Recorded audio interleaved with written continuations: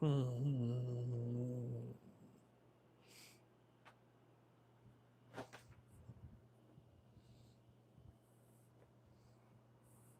Hmm.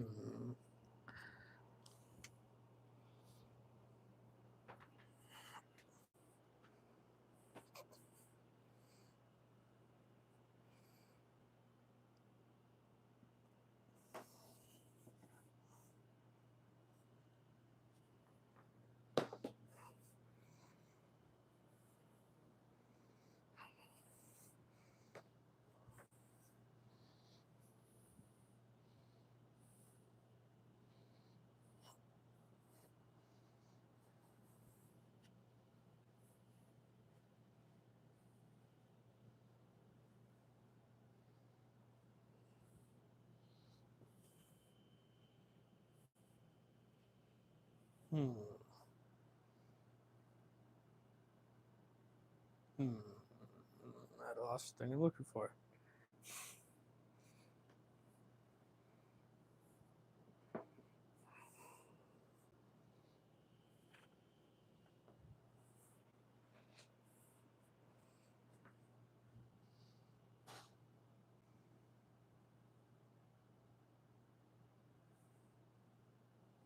Hmm. Shoot. Where did I lose the thing? Bring this over to.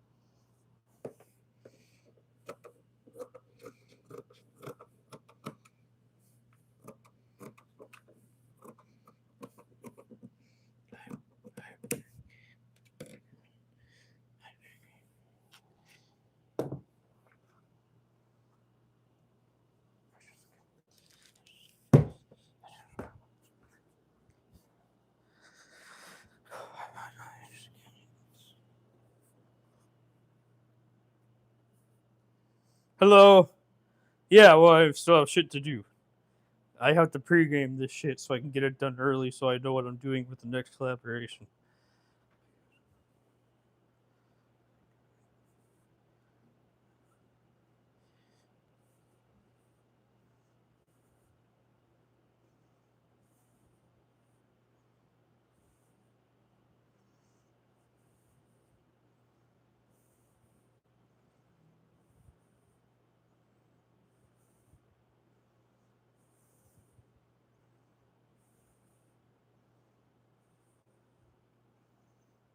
You know, when I got shit to do, I got shit to do. Like, I'm dedicated to my craft until the. Well, I'm probably gonna die, so, like, literally, it's just gonna be like one day. I was gonna die on my sewing machine. Thank you. Thank you. Thank you. I appreciate that. It means a lot to me. Oh, wait.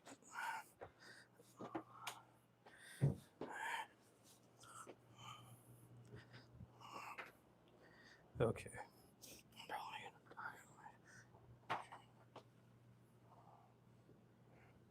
Okay. So yeah, so Brett wanted a design similar to this. Obviously, we bought all the fabric for it, and it's coming. But like, I personally didn't know how to cut and sew it together because he wanted it so specific. So I had to go out of my way to fully cut and sew, cut and sew like a mock-up because I didn't know what Brett wanted, and I didn't know how to do it. And now I have like an idea. So when I do it the second time, I'll do it a lot better, or do it more closer to what he wants. Like, so this is what I had to work with, and this is what I ended up doing. So you do that for people that you care about. You know, I forgot which one's the front, which one's the back. Oh, okay, yeah, that's the front. Okay, that's the back. Right sides together. Right, that's the back.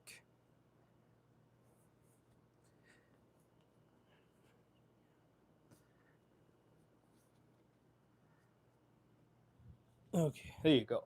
I try to be inspiring, Mason. I try to be. Thank you so much. I appreciate it. Hope you all like and subscribe. All of you matter. Thank you much for stopping by. I do appreciate it. It means a lot to me. I'm definitely. I also miss sewing after being sick for so long, and now that today I finally feel a lot better. That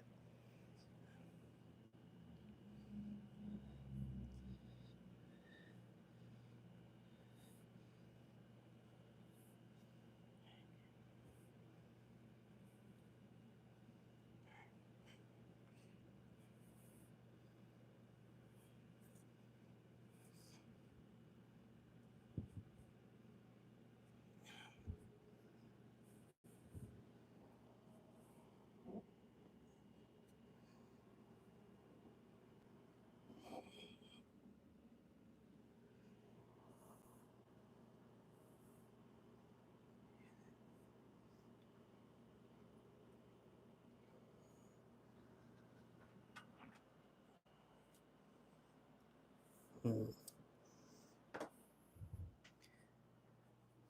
Thank you. Uh,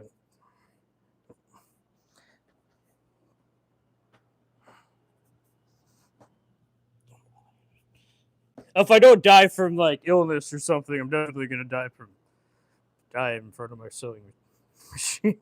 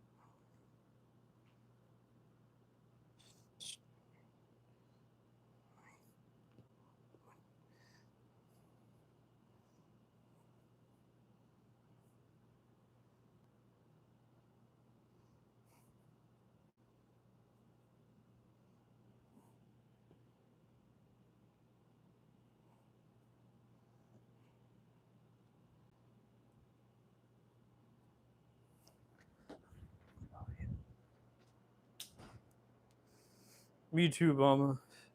I'm a collapsing keyboard if it ain't for diabetes. See, exactly. See? We're, you and I are both the same when it comes to our craft. We just love it. We can't get enough of it. Like, I mean, that's like what makes you a mature adult over like a child adult or like a man child or whatever the fuck. Because if you're like a man child, you just stick with like the Peter Pan very beginning romance phase of your craft. But once you actually mature into it, it's scary and hard, and you have to deal with failure and inadequacy and shit. Like I definitely had to do that when I first started. I didn't know how to cut and sew. I was surrounded by people that did it for years. But I'm like, they can do it, I can do it too. So definitely carved out my own little like my own little sewing way of sewing. And I'm gonna get so much hate for this garment. I know. I already know. I already know what they're gonna say. Like I already know what the TikTok kids are gonna go and comment and say and be evil and mean and say the meanest things and yada yada blah blah blah.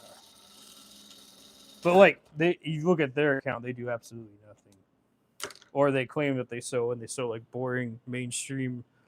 I want everyone to like this kind of garment, and I'm like, okay, whatever. Or they solicit their own brand. But then there's like this one guy. I still think Peter Pan is hilarious. Yeah. Honeymoon phase. Yeah. Yeah, too wild. Wait.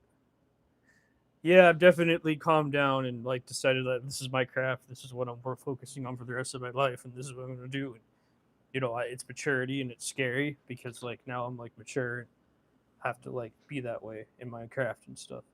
You know, like there's nothing wrong with being silly or goofy or whatever, but like accepting the fact that I'm being creative and trying to make money off of this, doing it for the rest of my life. That's a hard, you know. Yeah, definitely. I don't know what Peter Pan is. I don't understand how Peter Pan's a slur. You need to like give me more on that topic, Mason. I don't quite understand why you would say that or think that, but I don't know, I'm not perfect either. So.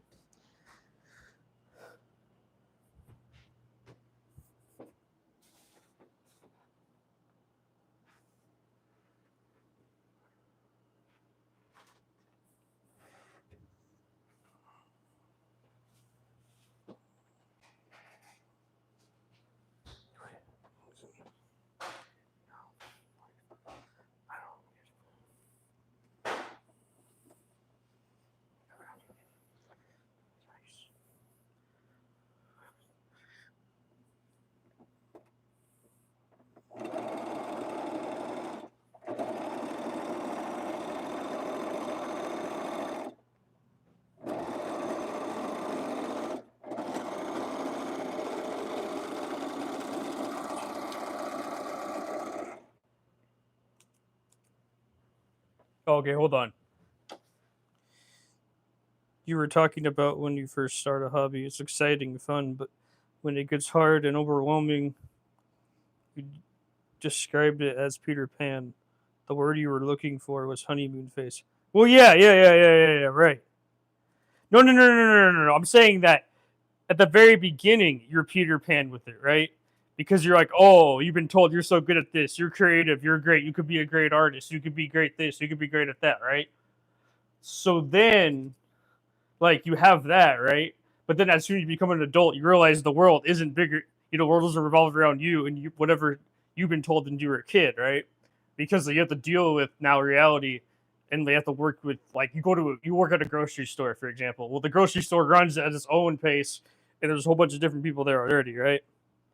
So like what I'm trying to say is that like you are now terrified of growing up and actually trying something and actually learning something once you get past that phase of you're amazing, you're the golden child, right? Because you want to be stuck that way forever.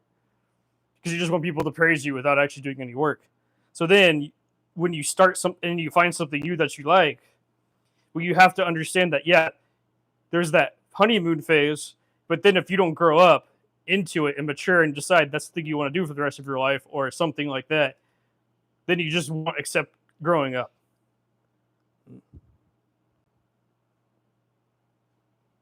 I don't know. Apparently, it's like the golden child thing. I don't know. I've watched a whole video on it.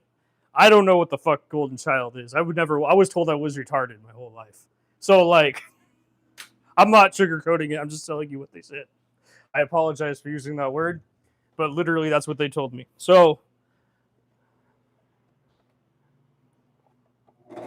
I was never like, you were great. You could do this. I remember one of my high school teachers said you're never going to pass a college class in your entire life. So, you know, I don't know what I'm talking about. I'm sorry, Mason. I apologize. It's literally what I was told my entire life. I don't want to. Please elaborate on Golden Child. I love this. Okay, so apparently, I can send you the video if you want.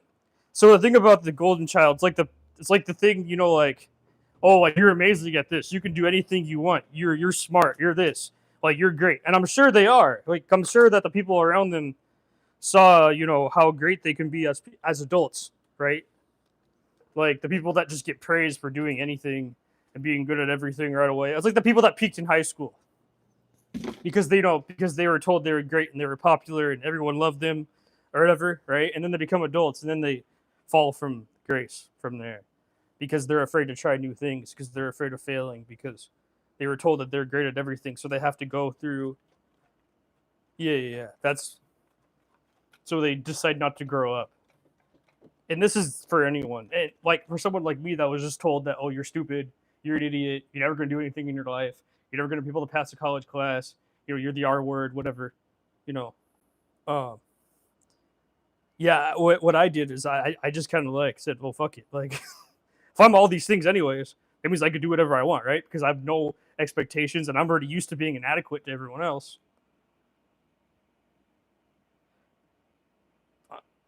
I don't know, maybe I'm already used to being inadequate compared to everyone else, right?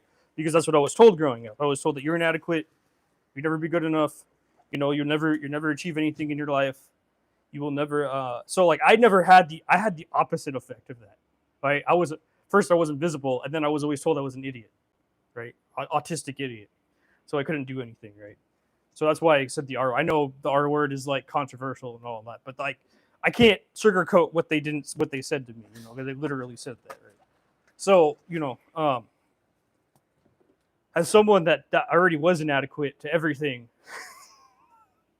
I'm like, I have nothing to lose, so I don't give a fuck. Like I'm already used to being told that I'm shit at everything and everything. If I fail at everything and stuff like that. So I already had that on the daily, right? So like when I started cutting and sewing, I was like, well, I already shit at everything, so I might as well get good at one thing. And I'm already used to all the humiliation and all the pain and suffering it takes to learn something, especially to be great at something. So definitely, I don't know, because I already had that like phase of like, you're an idiot, you're a dumb fuck, you're never like whatever, like all those everything negative about what we consider stupid in society in America. I've been told. You name it. Like I'm sure there's new ones that I've never heard yet, but they're like you know. But yeah, definitely. I've heard it. I've heard it, Mason. So like it's all been done. I've heard it all. I've heard everything. What I'm trying to say is that like, so I decided that what, I can mature and grow up and like decide to pick a craft and actually be good at something. And this is it. This is what I chose, and I don't know. I enjoy it. I love it. It's a job, just like any other job. And I realize, working with collaborators and stuff, that I'm not the only one with the vision, and I'm not the only one that, thinks one way should be something, right? So I've learned like I like other things, and I enjoy other things, and I like working with other people, and of course, naturally, like, money is a big. Yeah, having ADHD, even gentle parenting without understanding how my brain works. I can't remember more. I need systems that process and structure. Being told you're forgetful and dumb doesn't help. Bitch, I know that. Give me tools or help. Thank you. Thank you. Exactly. I'm 100% on your side, Mason. Like, yeah, like, I'm autistic, right? So I never was ever good at normal school, like, ever. Like I didn't have system. Like I grew up in a very poor county. It was one of the poorest counties in the whole state.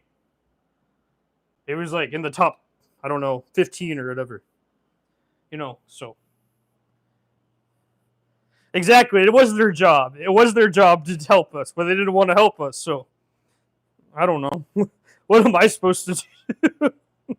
If they don't want to help us, you and I, and they blame us for it, then what are we supposed to do as just people just trying to make it or just trying to get by in their system, right?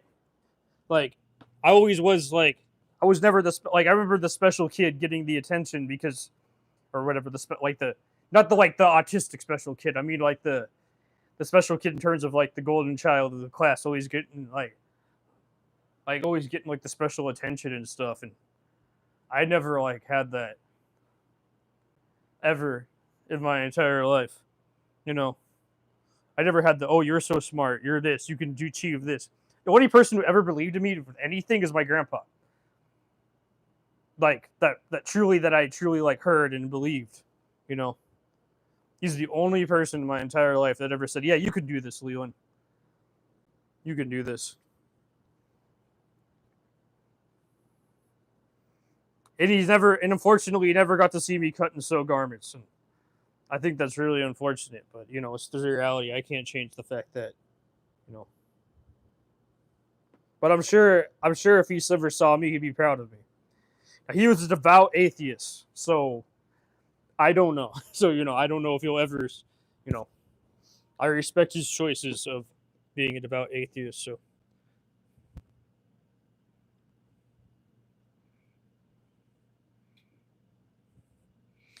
I'm just agnostic. I don't give a fuck. I don't know.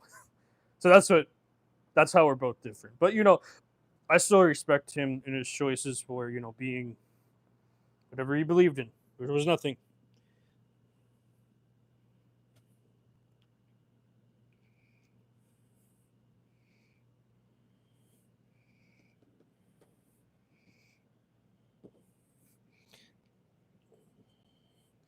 I am believing.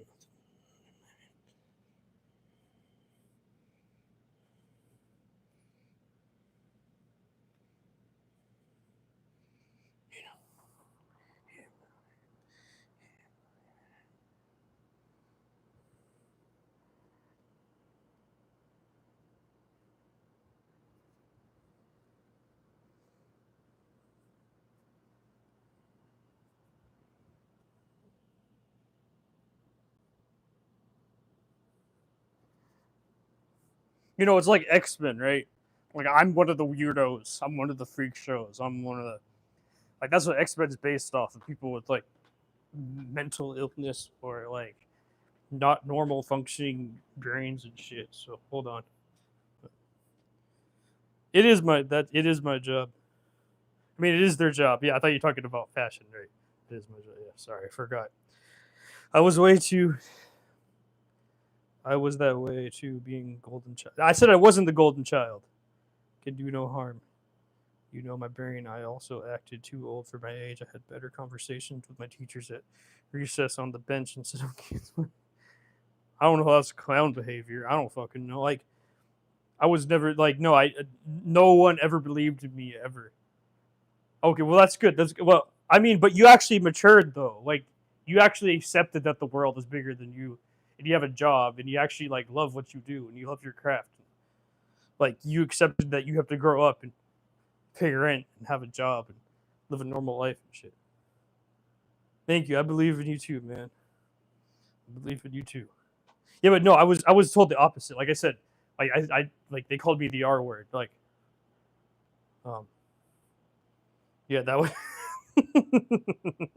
So that was me. Like, I was the stupid dumb kid. I couldn't even that. My teacher allegedly said I could never pass a college class in my entire life. And I have an associate's degree, so I passed something. I didn't like college at all, so I did the same thing. I didn't like high school either. I didn't like grade school. I didn't like school in America, so I don't fucking know. I definitely was not happy in school in America. And that's the only school system I know, to be honest. I don't know any other school system out there, so. So like, literally speaking from an American perspective, you know, I didn't talk to anybody. I didn't start talking until I got out of my home in Oregon. The first time I ever really started talking is like out of Oregon. I didn't say a word. I didn't talk to anybody for years of my life until now. And now I talk a shit ton, a lot, and my voice is loud and I project it, and I don't give a fuck. I take up my space. I piss off a whole bunch of people. I'm just myself, right? But yeah, like that's why I can do this live, because I don't give a fuck what anybody else thinks or says, because I'm gonna be inadequate to someone, and I'm just gonna accept that. And those people that just think, that project their inadequacy onto me, if they want to be a great artist, I'm sure they're way better than me at this than I could ever be. I'm sure because they know that they're good enough, because they were told growing up that they were good enough, but not me. I was never told anything like that. Like I said, my grandpa, he was the only one that ever believed. Besides like people that follow me and you know, but you know what I mean, like.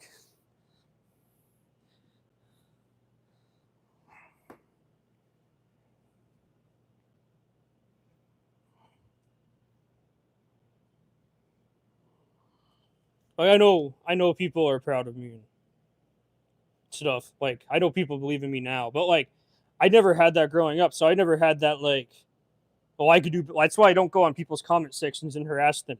Oh, I can sew better than you. I can do this better than you. Like, no, I don't care. I don't care. I don't give a fuck what you do. Like, oh wait, they're wrong anyways. Like, you're not harming anyone. I'm gonna tell you harass someone, then you're harming someone.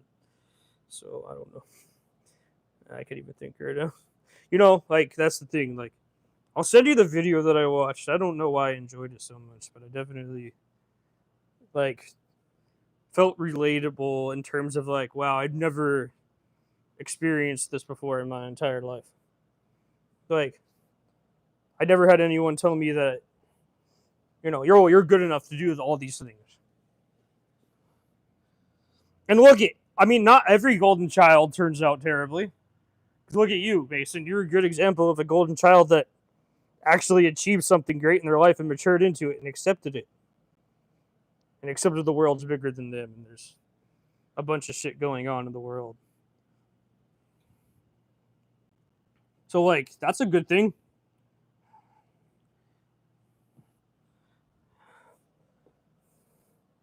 I definitely was told nothing. So that's why I just don't care. Like, that's why whenever I get those hate comments on the internet, I'm like, okay, whatever. Like, on top of that, like, I talked to one of them, and he said, yeah, I don't want to understand. I don't care what you do. But I want to hate on you anyway. So I'm all like, whoa, wait. So you're just he's just someone that just, he was just an angry, jealous human being. And he actually was accusing, like, he said the garment that you bought from me was terrible. He's like, you haven't sold one in 7 months. No, you're the last one that bought on Depop. And I'm like, no, I definitely sold more. I just sold more here, and now I'm doing a 9 collaboration garment, and I'm getting paid for it. And he's all like, well, I don't care, and I don't want to know, and I don't want to understand. And I'm all like, okay. So you just want to say that I've never done anything in my life, but then obviously like I'm doing all this stuff, and that doesn't matter to you because you're jealous that I actually like it doesn't. At the end of the day, does it really matter? Because I actually sold one of my garment. Like I actually hand cut and sewn it, and actually had a customer buy it with their actual adult money. Like, and he doesn't have, and he gave up. He gave up because he felt inadequate because he was judged by everybody else saying how shit it was. Because, he was afraid to try something new. But he wants to go and hate me for it. So, I don't know. That's what I mean. Stuff like that. Okay, hold on.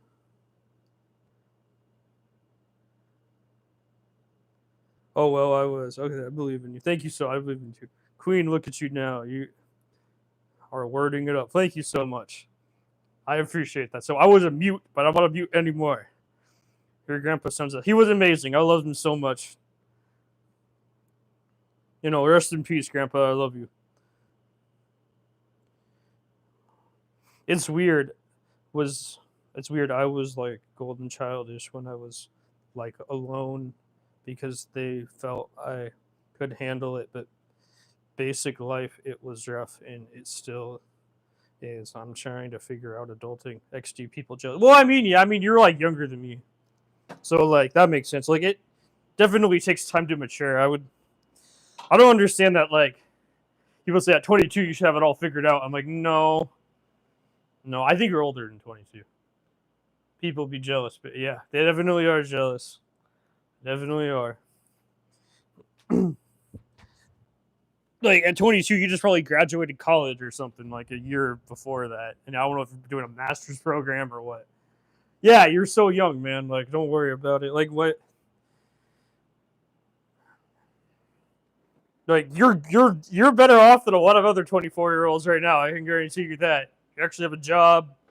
And 2 years. Yeah, exactly. You have two. You have like 2 solid years at your job. Like you like.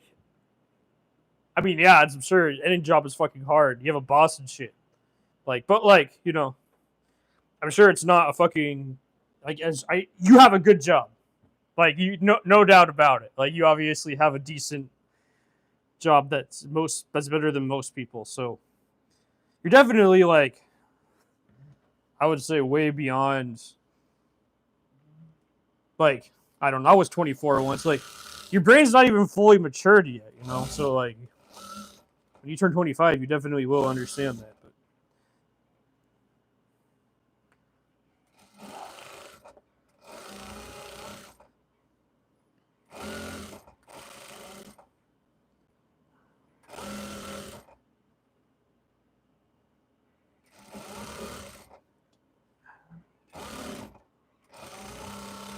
yeah, when I gave my grandpa, I made a painting and I gave him my painting, and he said, "You're gonna be a great fucking artist one day."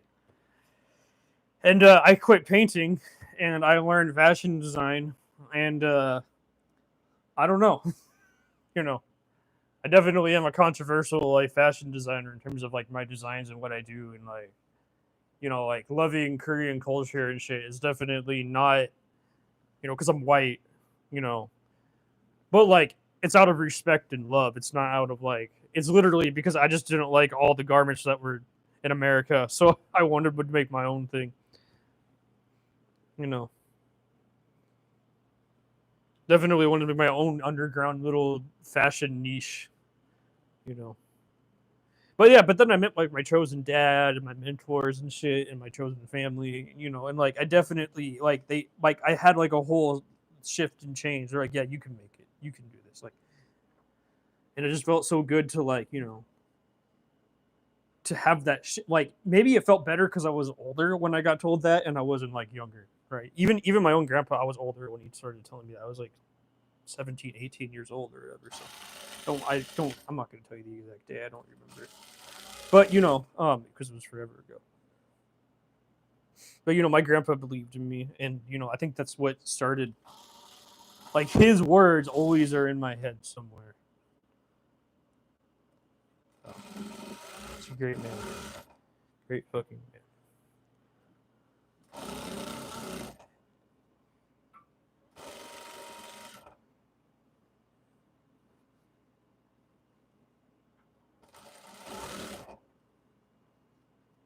Rest in peace, Grandpa.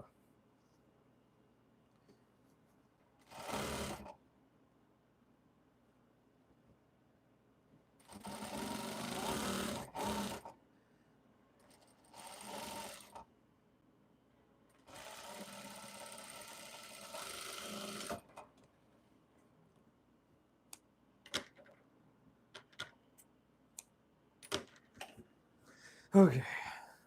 Okay, hold on.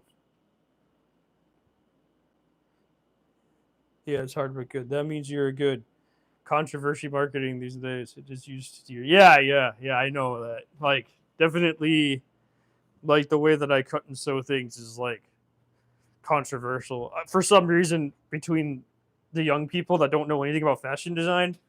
They're like, it's shit. It's garbage. It's bad. And I'm like, okay, whatever. Like, You know, it definitely hurts in the moment, but then I'm like, I move on to the next thing.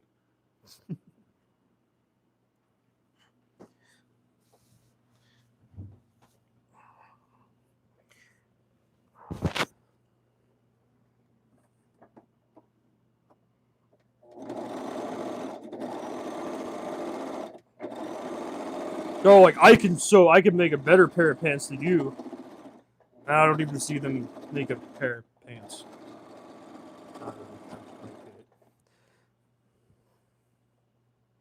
And they're all like, that's a lot of work for something you're not going to wear. I'm like, I'm trying to sell it. I'm not wearing it. Like, I don't want to wear it. That's why I made it. I made it for somebody else to buy. Like, what are you talking about? Like, I know what I want to do. I know what I'm out for. I know what I'm trying to get. I'm trying to get my bag. I have no shame to say that I want your money.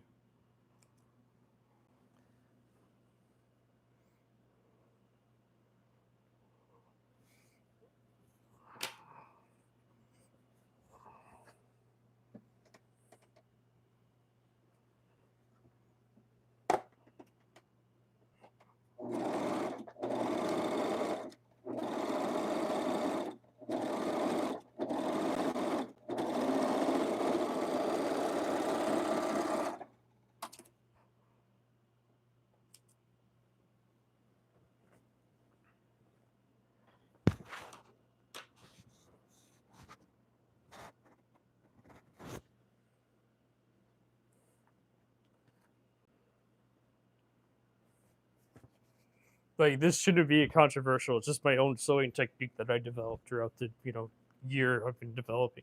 Actually, I started it last year in the summertime, or after I graduated from Sew Design Studio, or graduated. It wasn't an actual graduation, but you know what I mean.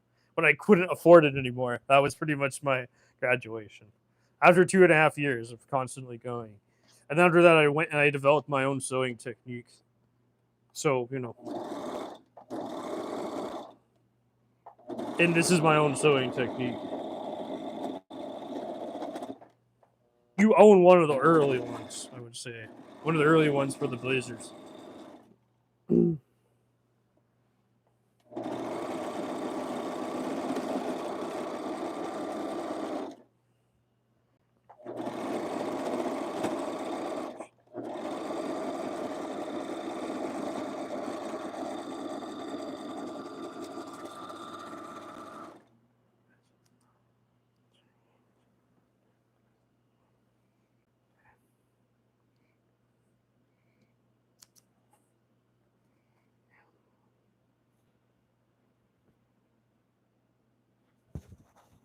Okay, that'll work.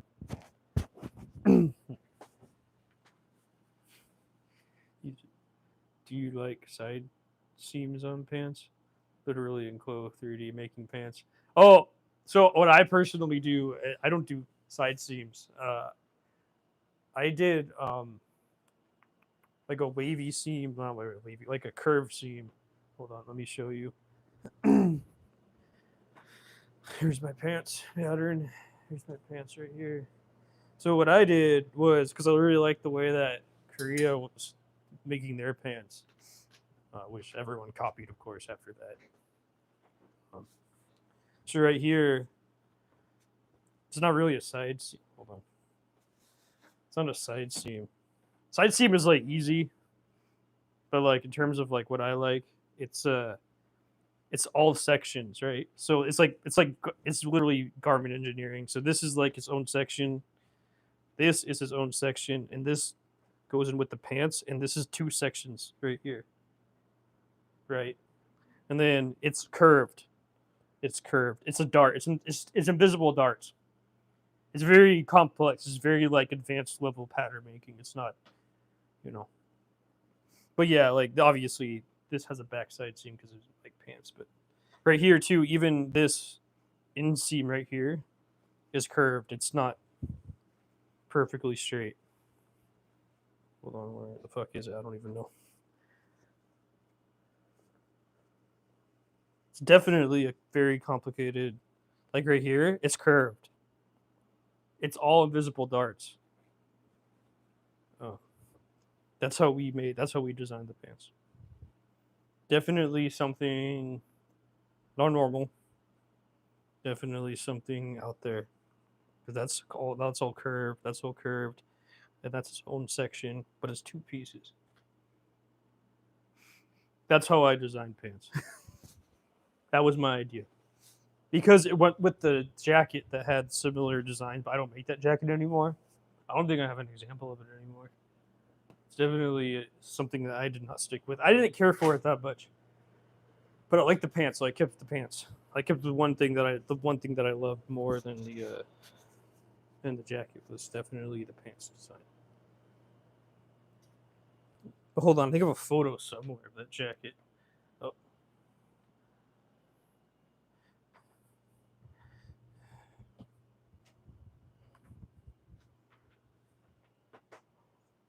Oh, I don't know where it is, but I know it is. Do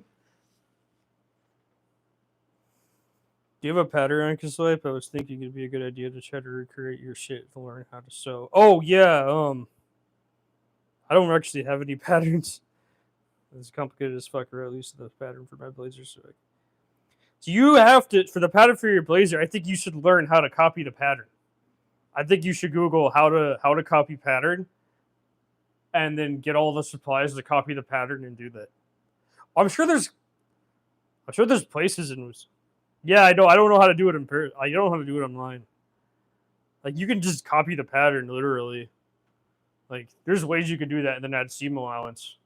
I would definitely do that because I want to know how else to copy the panels. Eventually, it'll be a good learning experience for you too. But that's a very complicated garment to start with. Why don't you like what I would do? No. No, okay. I don't fucking know. I have no digital patterns, no. Everything is completely on paper. Everything is completely old fashioned. Nothing is digital. Everything I do is completely old fashioned.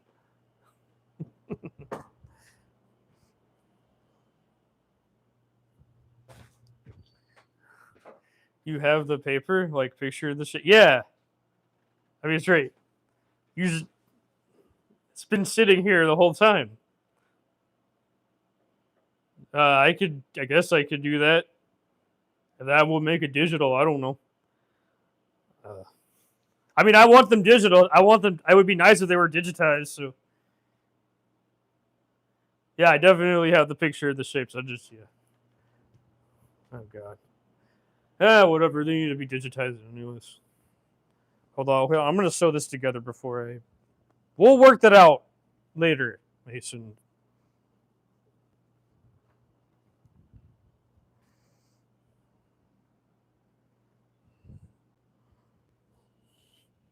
Oh yeah, right.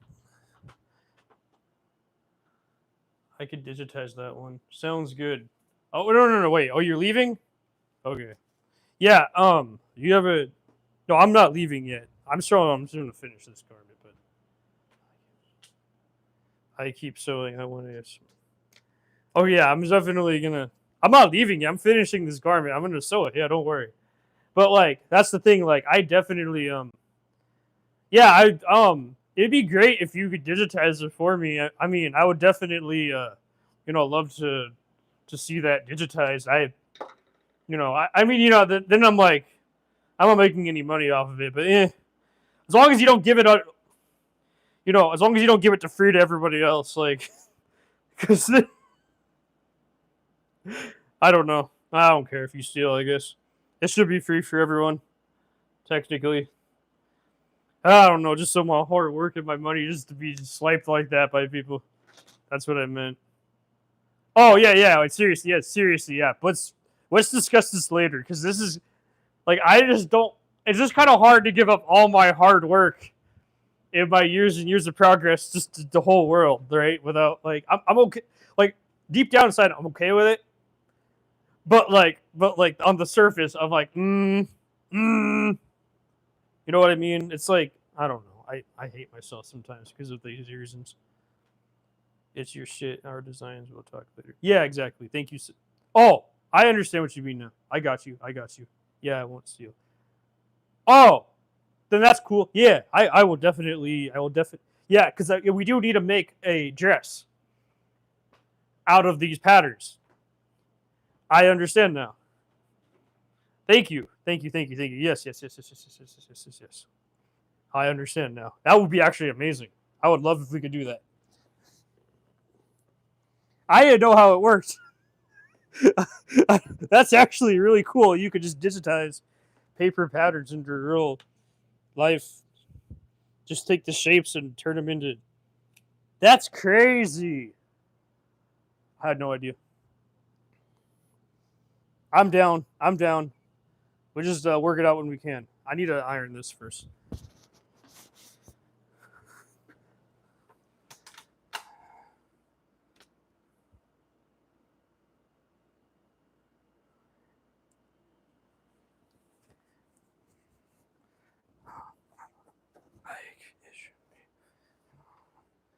That'd be cool if people had this pattern in real life. Yeah, I will send you all of it when I get a chance to.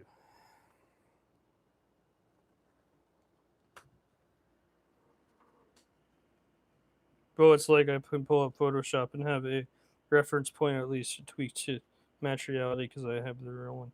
Right, right. Yeah, that makes sense. Yeah, I didn't realize it was like that. Like, I do every, Mason, I do everything the old-fashioned way. You can sell the patterns. Peeps do that. Yeah, I know, but like, I don't know, Mason. It's kind of like, yeah, yeah. Oh, gatekeeping. I hate gatekeeping. But if you got the power, and it feels so good. Right, and I'm living in 2030, and I'm living in 20. Yeah, you definitely are living in 2030 because I have no idea how to do any of this. I'm definitely living in 1980, where my mentors taught me. They taught me everything they do from 1980, whatever they learned in school, and all of their, that's how they learned. So that's how I was taught. I was definitely taught the old-fashioned way. So like everything's like it's on paper. It doesn't exist in the digital world. What's a cell phone? What's a computer? What's Photoshop? Like like that's like I learned from boomers. Not bad boomers, good boomers. That's why I learned from them. They were bad boomers. I want learn from old people. I'm an old man. I'm an old man stuck in a young man's body. You know, learning everything the old-fashioned way. Like if you talk about Photoshop and digitizing patterns and shit, like my brain explodes and like you can do that, you know? Like it's completely out of my realm of like even fashion design because everything I do is like with my own two hands. And everyone I work with just uses their own two hands without a computer, I'm like an old man. Nothing wrong with that, but it's just definitely how I learned. I learned the old fashioned way. That's all I'm trying to say. Definitely love it how you can do that in 2030.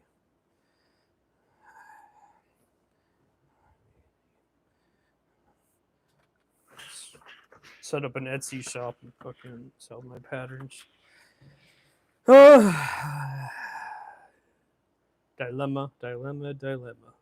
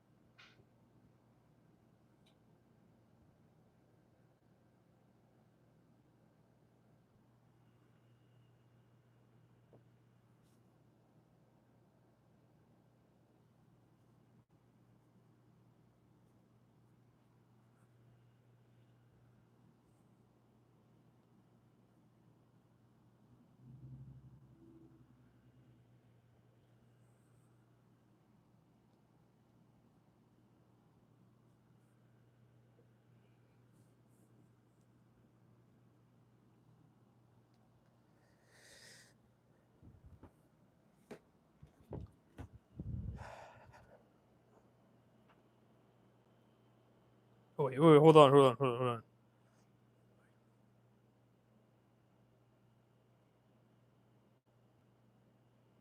Oh, I like you can put Photoshop in that reference page. You can send that. Yeah, yeah.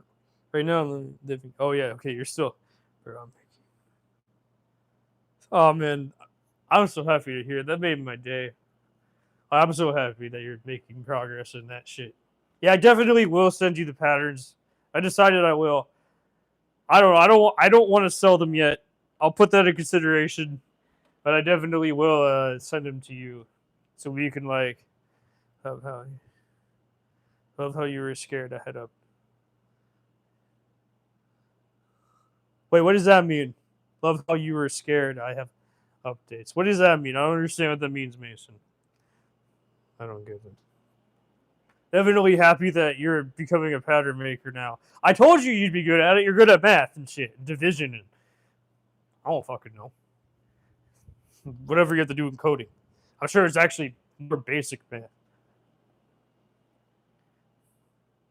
What do you mean by updates? I'm confused. I don't know what that sentence means. My brain is. Oh, right. Oh, right. Messages updates. Brain can't even compute. But I don't even call you guys chat. I just call you by your name. Hold on. When you like, I was actually hadn't said anything. Right. Well, I care about all of you. Like, I don't even call you chat. I call you by your real names, or like whatever you tell me your name is. Right. Like that's like. I hate when people just say chat. Like that's so like removed and cold from. I don't know. I mean, this is my opinion.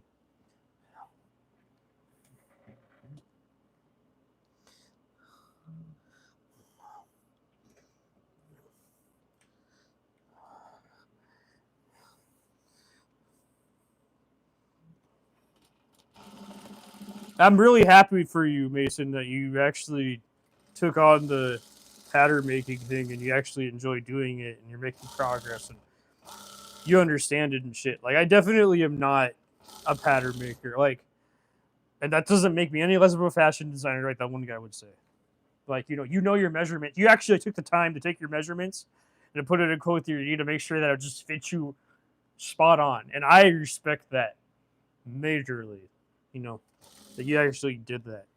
You know, that means you actually care about fitting and making sure the garment fits right and shit.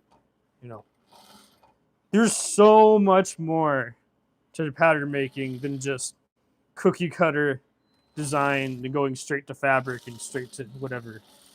Like that guy was just on. Like I had to learn from cookie cutter designs because I didn't know how to cut and sew anything. I didn't even know how to read a pattern when I first started. And now they're all like, "Oh, you need to know how to make a pattern first." No, you don't. You can't. That's like advanced level stuff. Because how do you know what a pattern works or it fits you, or like how do you figure out sizing without even know how to read a pattern, right? How do you know what the fuck grading is? Like grading is literally changing the size of the garment. You know that's literally great. Like how do you know? Like grading could be like it's like when someone says like I remember someone talking about pattern and like I had the same experience that Veronica had. When I'm thinking pattern, I'm thinking like garment pattern, right? But they were thinking about pattern on the fabric, right? And we were like, oh, we're in two different worlds right now. Even Veronica, whatever, the person who taught me how to cut and sew and read patterns, literally had the same experience that I had because I didn't know what they were talking about. But I'm like, oh wait, you don't know anything about fashion design. So they were talking about the pattern on the fabric, not the pattern, not the pattern. And my brain always associates pattern with this. I don't really think much about fabric. Like, fabric is just there, right? It exists. It's in the world. It's a tool to get the job done, right? So like I don't think about like obviously when I'm designing, I think about how a pattern's gonna look or it's gonna fit. But like like how I want it to look on the design. But like I think about this first and how this is gonna work with all this shit. And yeah, that would piss off a grifter. So.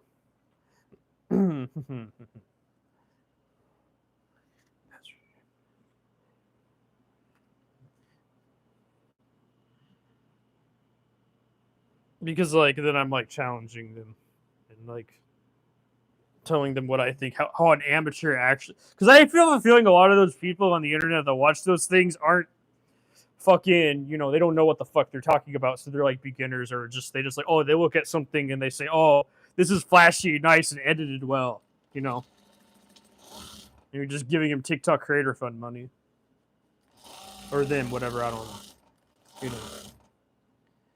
That's how I personally feel. Maybe that's too much, but.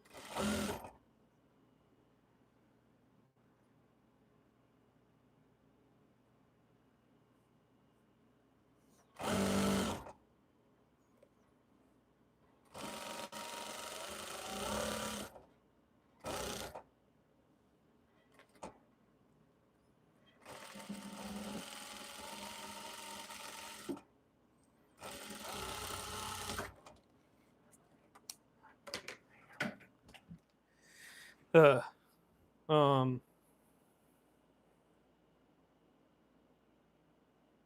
name is Lee.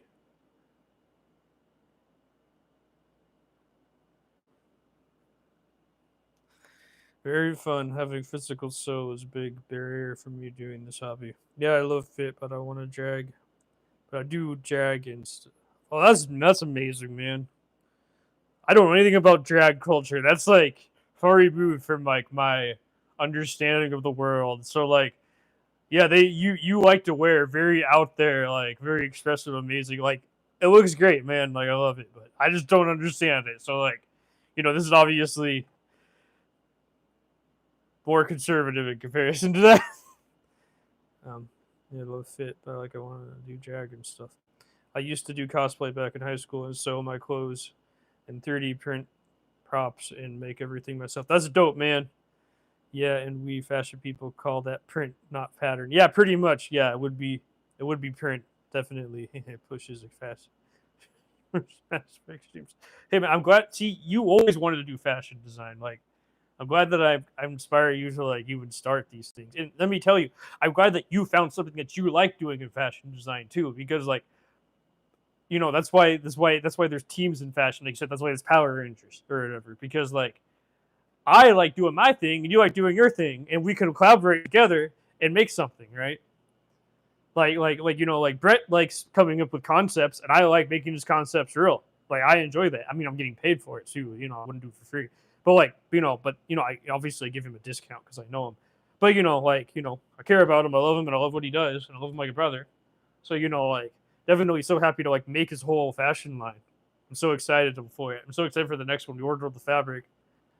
So like, I definitely pre-gamed it just to make sure that I got it right. But yeah.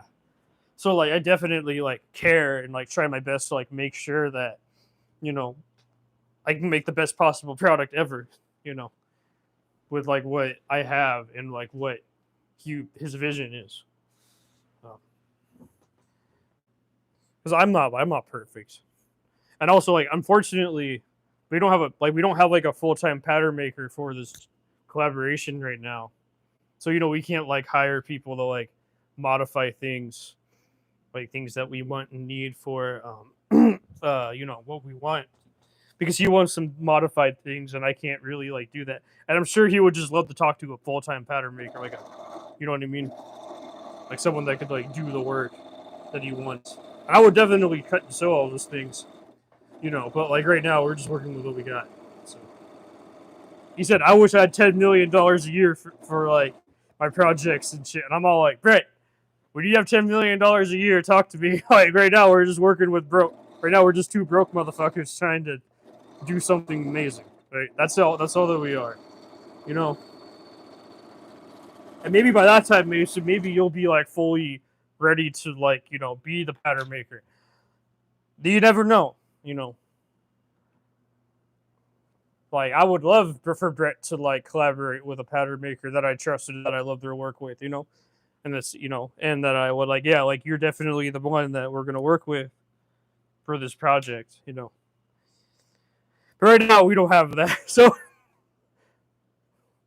I can barely get my, you know, my current pattern, like the one that made all the current patterns that I have, attention now because she's too busy. So you know,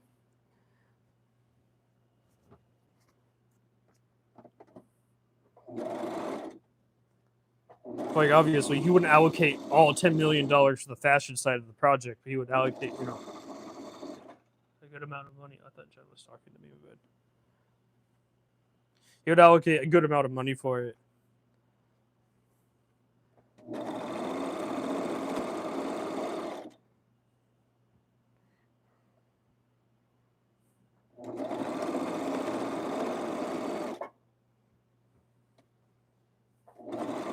But yeah, I would definitely love to like work on those kind of big projects too, when we actually have money to work on. We're just starting with what we have, so that's the important part.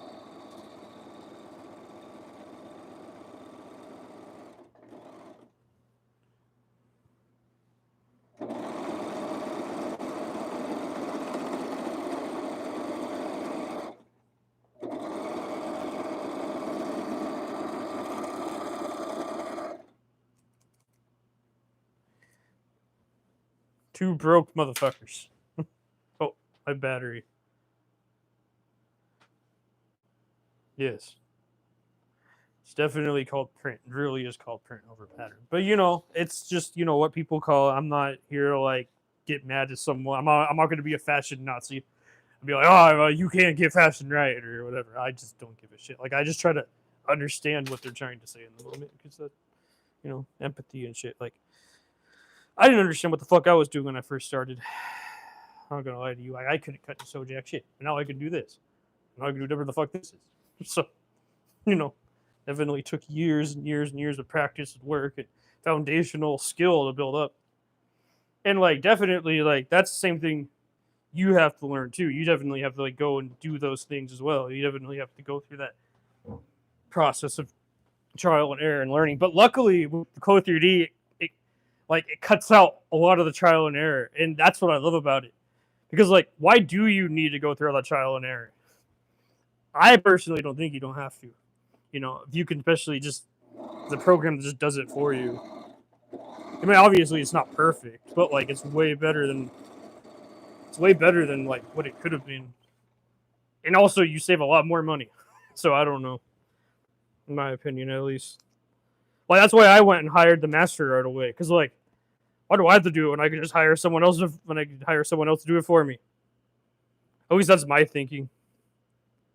And maybe that's like, oh, now you're being lazy, or now you're not being a real fashion designer. And I'm like, well, no. What about all these other fashion designers? They're like, no, they don't matter because they're very famous and made it big, and they already had a lot of money to start. I'm like, well, I don't.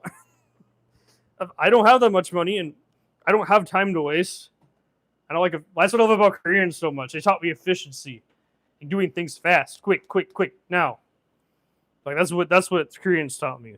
So I don't fucking know. Definitely stuck with that in my mind ever since. You know what? This isn't perfect, and it's okay if it's not perfect. I definitely want to do one thing.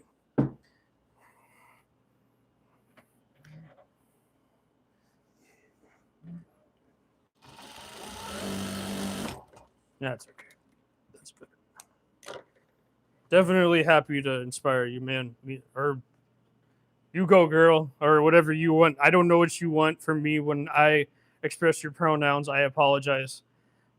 I don't know what you identify as, but you know, I try. I care. Whatever it is, you can just tell me what it is. So, okay, okay, man, it's fine. Okay, okay. I just want to make sure because you kept on calling me a girl, so I thought you wanted to back. I don't give a fuck what you call me, as long as you don't call me late for dinner, or you don't call me mean names or whatever. Like I'm totally open to whatever people interpretations to the world. I don't give a shit. I'm every woman. It's all me. Oh, okay. That's great, Mason. I'm happy. I'm happy for you. I mean, what? So have you dressed up in drag before? And like, I don't know how that works. Like, because I know like there's those famous drag queens, and they always dress up in like super crazy like expressive like costume. Like that's like costume, because no one's wearing that normally. So like, definitely out of my league of like, because I don't do. I'm not as an adult. Oh, okay. I don't know what that even means, but all right. Oh, you're not doing it anymore as an adult. Oh, okay. I get it. Okay. I understand. I'm sorry. I don't know anything about. I used to dress up in Hannah Montana as a kid. Oh, that's not really like drag. That's like That's like cosplay, right? Like I'm thinking like, is it RuPaul? Is that her? Is that their name? Mama. Oh, okay. I don't know. If it was, it was. Like, don't. I'm sorry. I don't know. Because I'm thinking, like, there's like. Jag is all.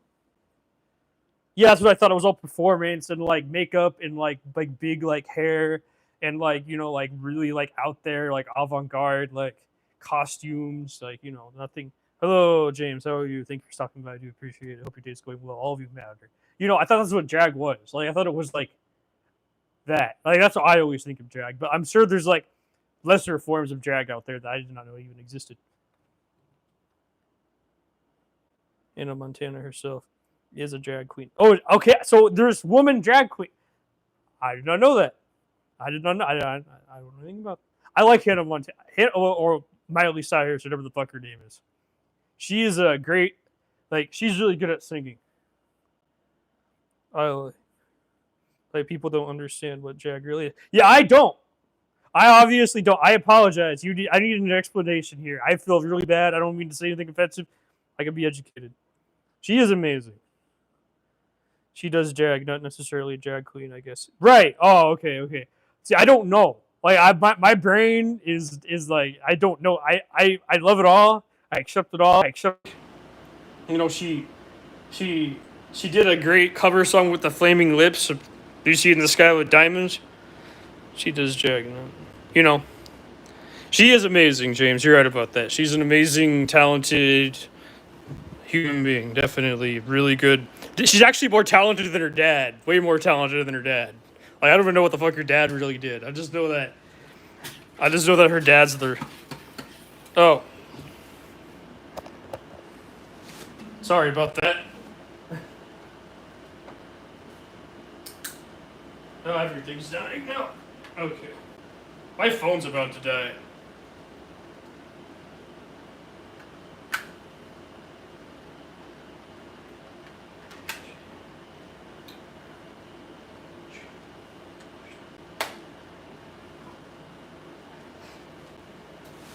Okay, now I'm back with I'm just using my camera microphone now. So it's probably not as good, or maybe it doesn't. I don't know. It probably sounds different. I don't know.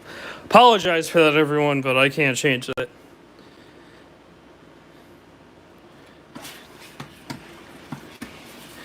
I didn't know. I don't know anything about. I need to do my research now. There's so much shit I need to research. I don't have time for it all. I'm just trying to make a living. But I definitely love and accept different, not bad. Oh, okay, that's fine. Okay, that's fine. Well, it is an iPhone 11, so it should have a decent microphone. Okay, time to make this punk rock as hell, because that's what Brett wants, so I have to make sure I do it right.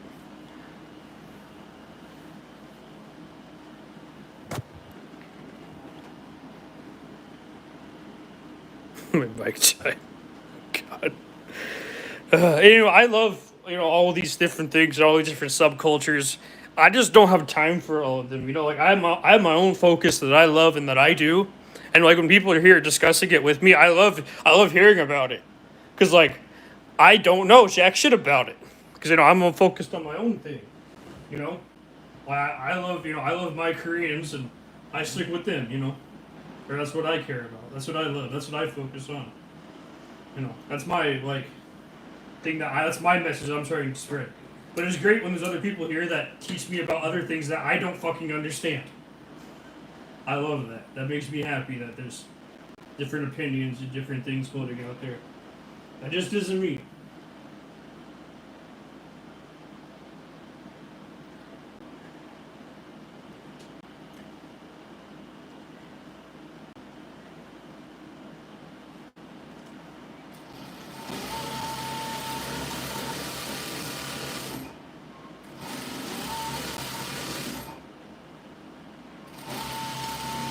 I think that's a good, healthy thing.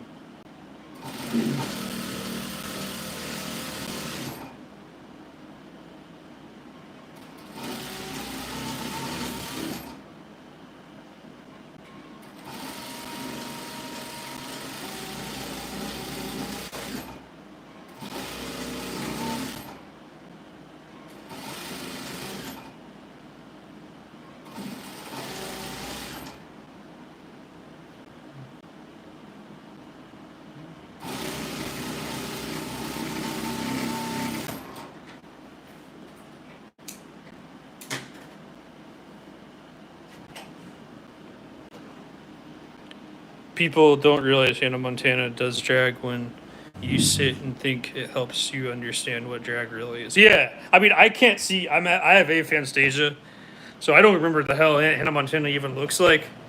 But like, I know she like cuts her hair short. I mean, and like like likes to wear like loud makeup and like very expressive, and like be like very extroverted. Like I personally, I'm more introverted. Like the only time I really like, I like to talk to all of you because I'm like not. Whoa, what's the lore? What's the lore? I don't know. Like, definitely a fan of like that one song that she's in that she made. What would that be?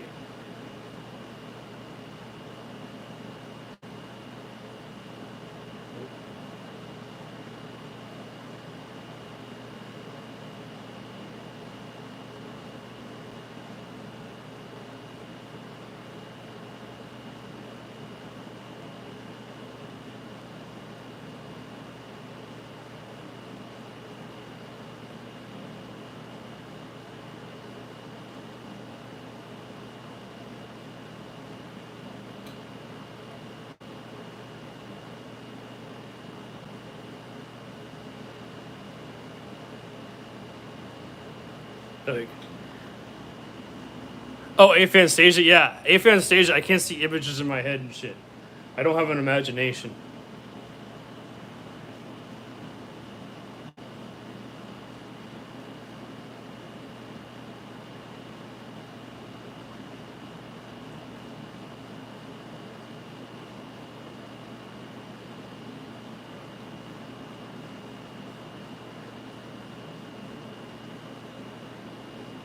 Well, what's yeah? So Aphantasia is like Aphantasia is like a thing where you can't like see images in your head and shit. I'm blind when I close my eyes. Like, um, I'm charging my cell phone right now. So remember that equal change. I'm just about done too. I'm just taking. I'm just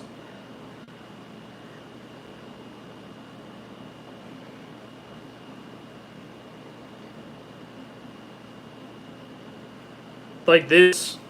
This is like I don't know. This is Hannah Montana and the like. That's her. 10 years ago, I guess the video was made, but like. It's so wild. I have too many. Yeah, I have no images. I don't know what it's like to see shit. Oh, that did not be shown on here. That is, I did not know that she was. There was nudity in that video. I apologize. But yeah, that's Miley, not Hannah. Oh, there were two different people. I thought they were the same. I thought Miley and Hannah were the. I thought so. Hannah Montana and Miley are two different. Okay. That's why it wasn't PG. Miley Cyrus is a real person. I thought they both like. I thought we were talking about Hannah Montana. I thought you were talking about Miley Cyrus too. Oh fuck, that is.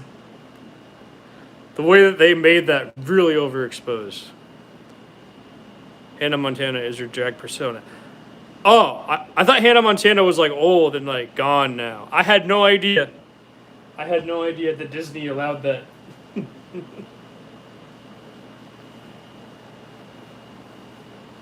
Disney is like very conservative and like, you know. But anyways, yeah, I mean, that's what the music video is. I don't know. It's on YouTube, so I don't know. I shouldn't feel that bad. But anyways, yeah, you should look it up. It's a great song. It's a great cover song.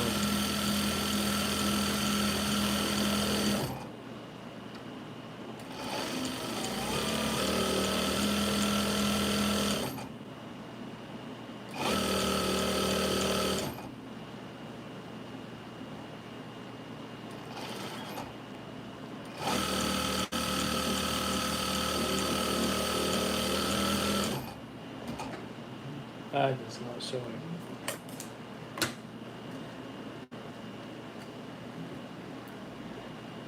Please don't realize it was.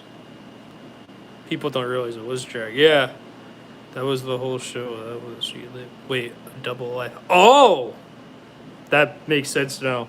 I never saw the show. Like I know I just never watched it. So Hannah Montana. I was too old by the time it came out. That was the whole show. It was, like I heard about it and shit. People don't realize it was drag. The premise of the show is that she wanted to be a pop star but lived a normal life too. So her dad put on a wig and called her a different name. Oh, that makes sense. Yeah, that's crazy. I didn't know.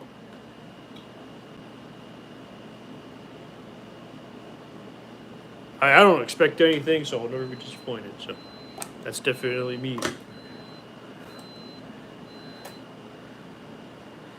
Yeah, I did not expect that, and I didn't expect anything, and now I learned something new today. So I didn't realize it was a double, like, that was the double life thing. That was that equal. I had no clue. I had no fucking. That's crazy. That had a deep meaning behind it.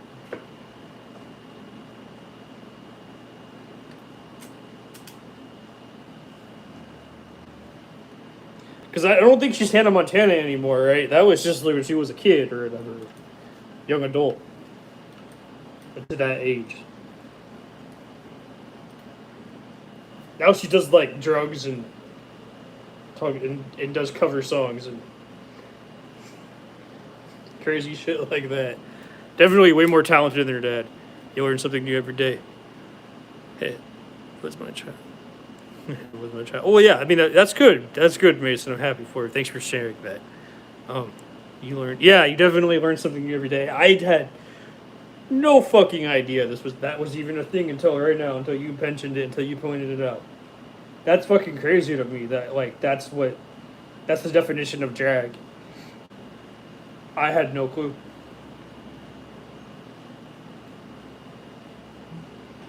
No, I definitely would recommend that song that I'm listening to. Really good.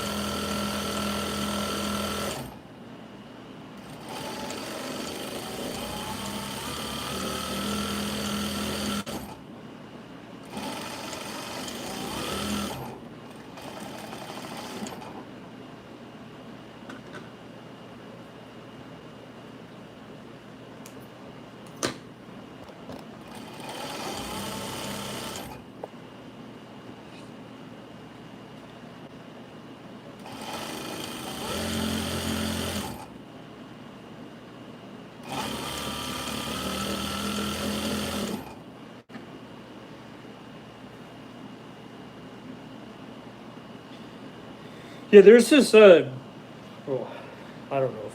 I don't know what I'm trying to say right now. Like, it's like putting on a character and performing. It's really like acting, I guess.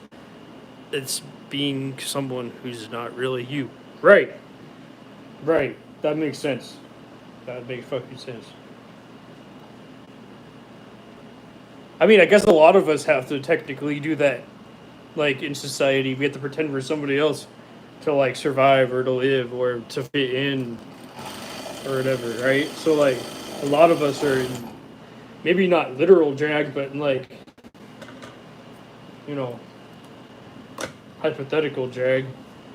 We all have to act a certain way and be a certain way, and only if we choose not to. But I'm like, in a way that doesn't harm people. I mean, in a way that doesn't harm. It's really harmless to do that, right? It doesn't harm anybody doing that shit. So you know, it's kind of unfortunate. We have to act a certain way, be a certain way, act like so we have to pretend we're somebody else in order to get there. And that's not and that's not really faking it till you make it, because that's what you really want to be, right?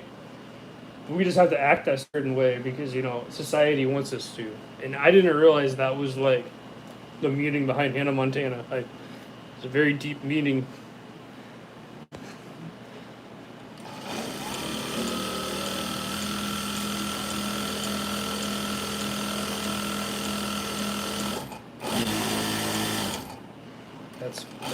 That's a lot. That's intense.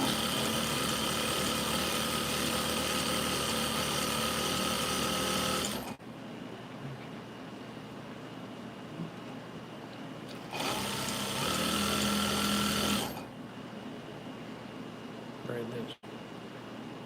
Yeah. Yeah, it is definitely masking. There's a lot of people at the mask every single day. It doesn't matter like what you are, who you are. Like, there's even people that are just neurotypical that have to mask whatever the fuck, you know. So like, yeah, crazy.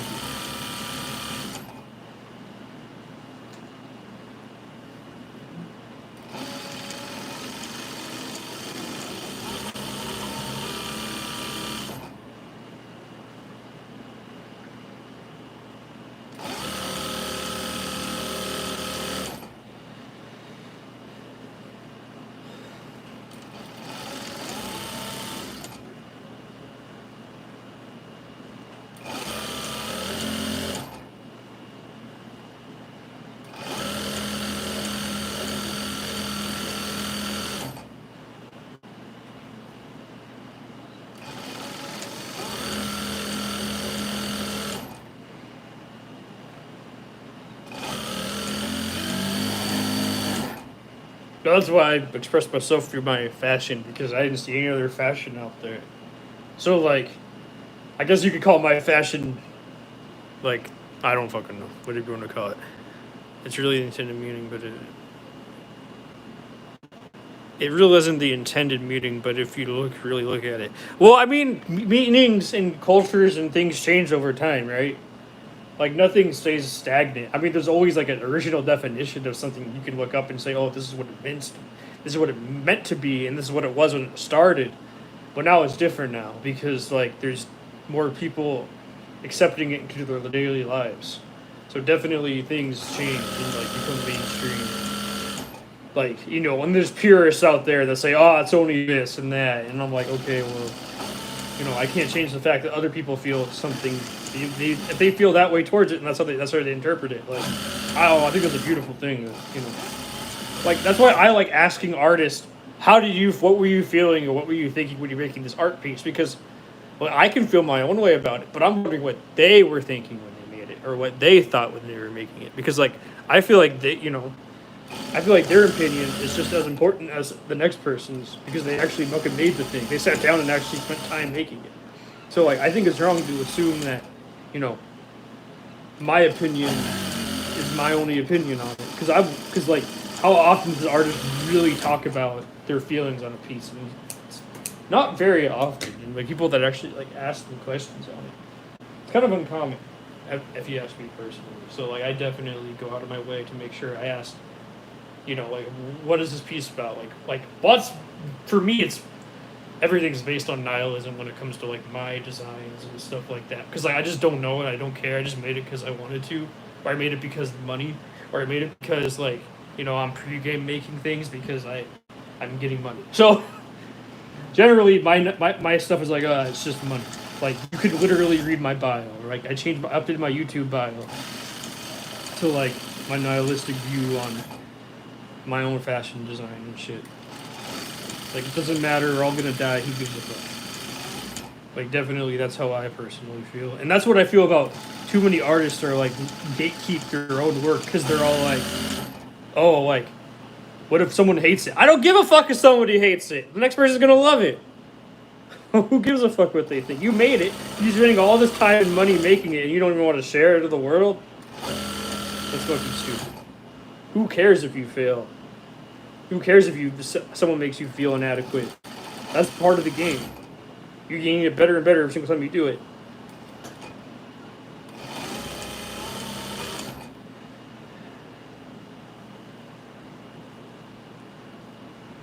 Like, I didn't know how to cut and sew. I look at my first project and I'm like, damn, like, I knew I had it in me, but I just, like, it just wasn't there yet because I didn't know what the fuck I was doing.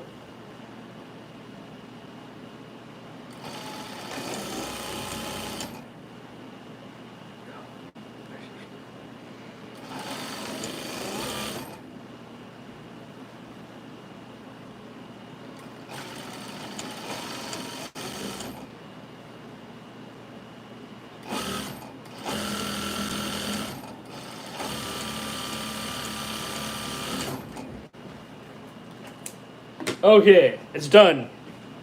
Everyone, it's done. It's finished. I got it finished. Hope you all enjoyed watching, and it was a fun to make this garment, definitely. I'm gonna show you guys. You guys get the first reveal of this garment. I don't know. I don't know if it's gonna be for sale. My stuff hasn't been selling recently. Oh, good night, Mason. I hope you have sweet dreams, and I hope you have a great day tomorrow. And I hope you enjoyed watching the whole garment process.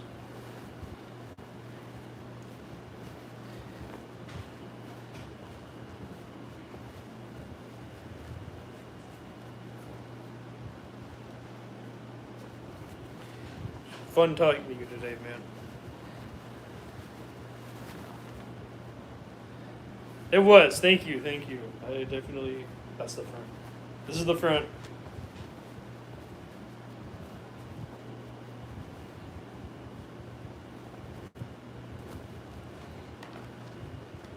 So this is the... So this is the concept. I mean, not really the exact concept, but like, it's definitely going to look similar and familiar. Thank you so much. I do appreciate that. It's going to look more... It's gonna look better, I think, the second time around because it's gonna be less busy. But this is definitely just what I had to work with in the moment. I'll try it on. It's definitely a heavy shirt.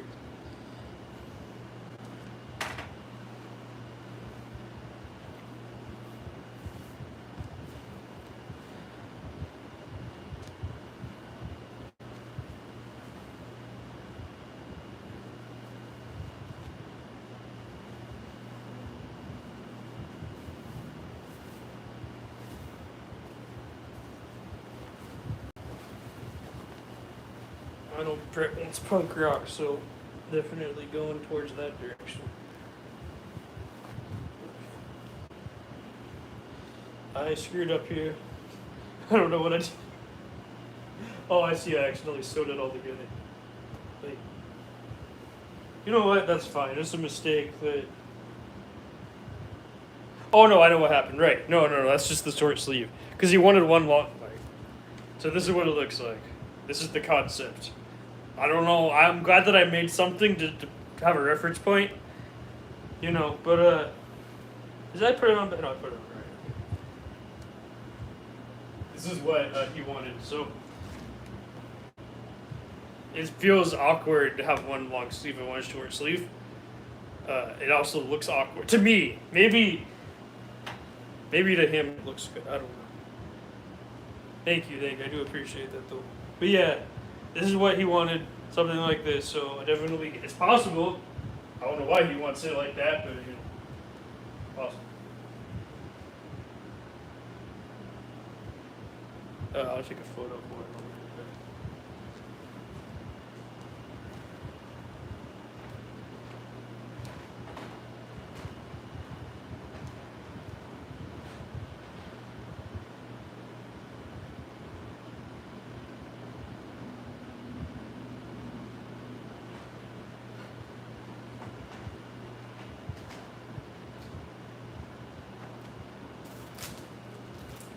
So I did it. Free game did it. I love it. School of asymmetry. Yeah, he loves asymmetry. So like that's definitely something I'm not. Well, I used to. Well, I take that back. One of my blazers was my first like ever blazer I designed was like asymmetrical with a zipper, and like you can go back and see that one. But like I definitely designed something out there, crazy, wild. You know. But yeah, it's definitely something that I'm not. In terms of like sleeves, I usually like my sleeves symmetrical, but like my body, I'm okay with it being a little bit asymmetrical. Like especially it's the first design that way. But you know, like eventually I went back to symmetry because that's what I preferred. But like also, it's not me, so it's not. Yeah, you know. But I you know I can't get mad at what other people want. I'm getting paid for it, so I just know it's possible, and I think that's all that matters. Thank you, Mason. I appreciate it. Hope you have a great night and shit.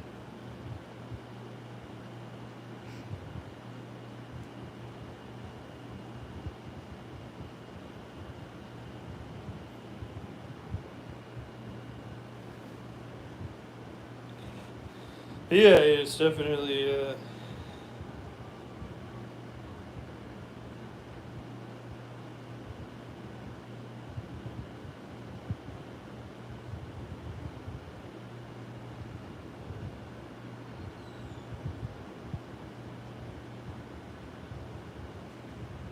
Yeah, thank you, Mason. I appreciate it.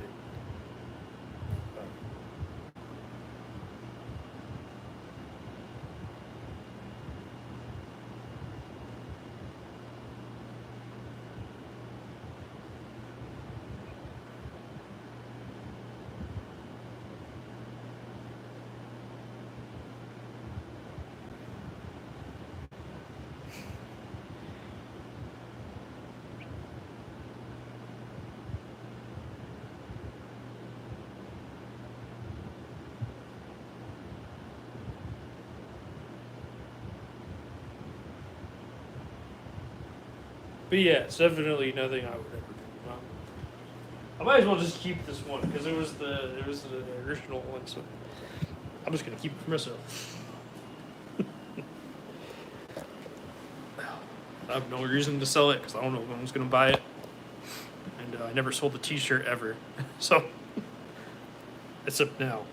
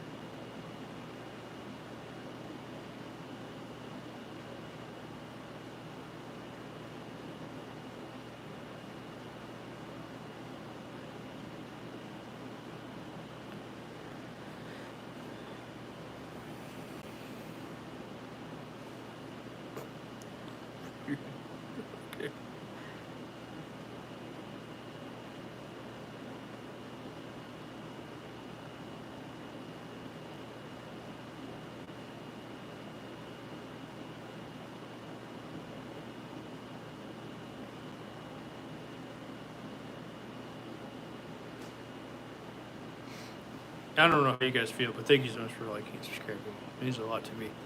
Yeah, so this is on the. I already can make the pants. I already know that. That's not going to be a problem. Like denim patch.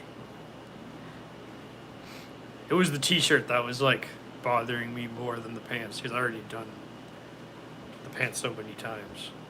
Like something similar to that. Definitely, this was something I've never done before. So it was a lot of fun to like try something new and to figure out if I could do it.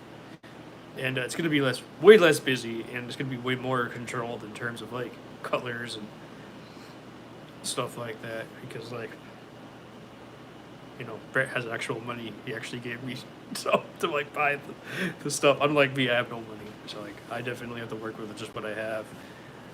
It's so weird to have like one sleeve and then one sleeve short and one sleeve long. But yeah, it's definitely uh, something that he wants. So you eat 100 burgers a day? No, no, I barely eat any food a day. Why?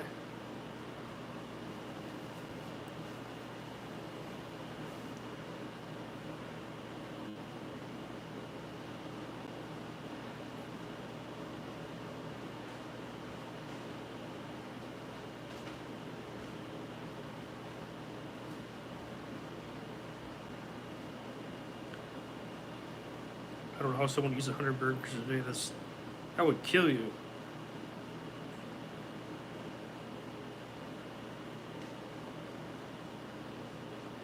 I'm wearing a T-shirt that I made.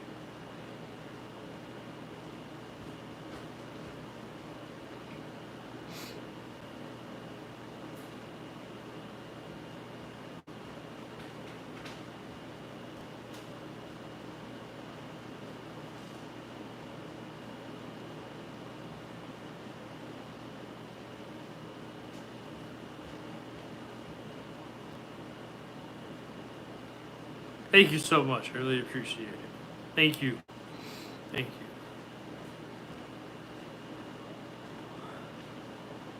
It's all good, man. I don't like. I live in America. We eat a lot of burgers, but like I can't eat 100 burgers. Like I can't even afford. I don't have enough money to even buy food right now. So I just eat 100 burgers. I know yours fine. I'm just being honest with you. Like I see, I'm so poor. I can't even afford anything.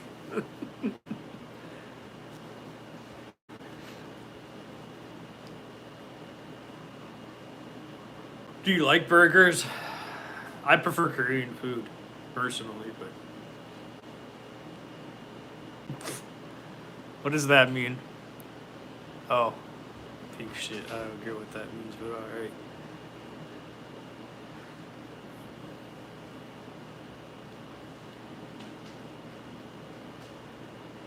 I don't know. I'm just sitting here because I don't know what else to do. So I guess I'm just thinking about this feeling and like how. I don't know. Do I know what that is?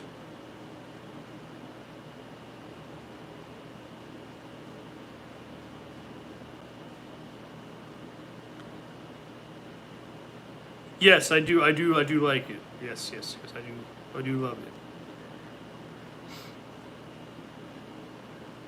We tend not to eat that kind of stuff. Like, right? Yeah, yeah, yeah. I don't know. I don't know it by name. I live in a Korean American family. I don't know every fucking thing about it still. Like, I'm still learning. But yeah, I definitely eat that. I definitely love it too. I can't. I don't like too much of it because the texture kind of just. I don't care for the texture though. Like, I like the flavor, but the texture of it just like gets too much for me if I eat too much of it. I don't know how to pronounce it. I can't speak Korean. Wait.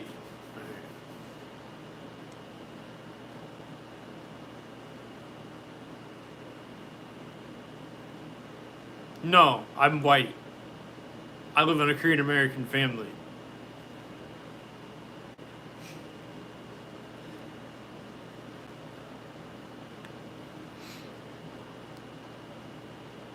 Yeah, yeah, definitely. All my garments are based off of the hanbok. I do not. I cannot read Korean, so I don't know what that even means. Like when people start speaking Korean to me, I'm lost. Like I'm just like I just. Oh, can you leave, please? You're too young here.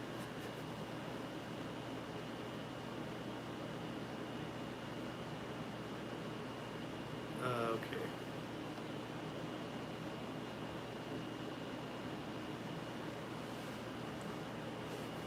definitely. Wait, oh wait.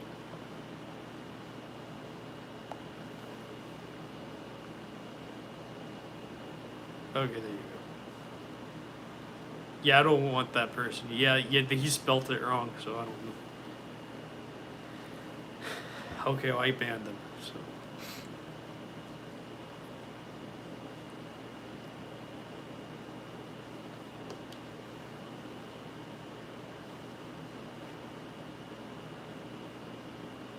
Well, it's true. I don't want someone. I don't know. You know what I mean.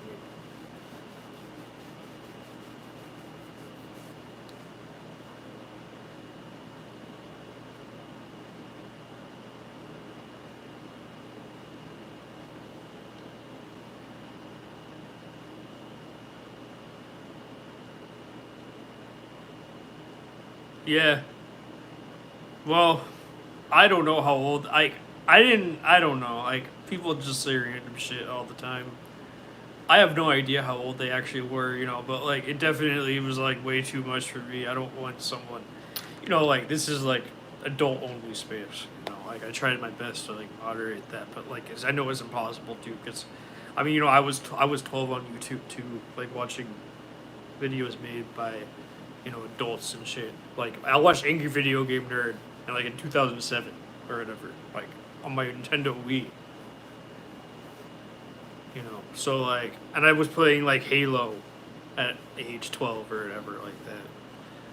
So like, you know, or like age 13 or whatever. So like, you know, like I'm not saying that like, I don't know. If I could moderate it, I will. That's what I'm trying to say.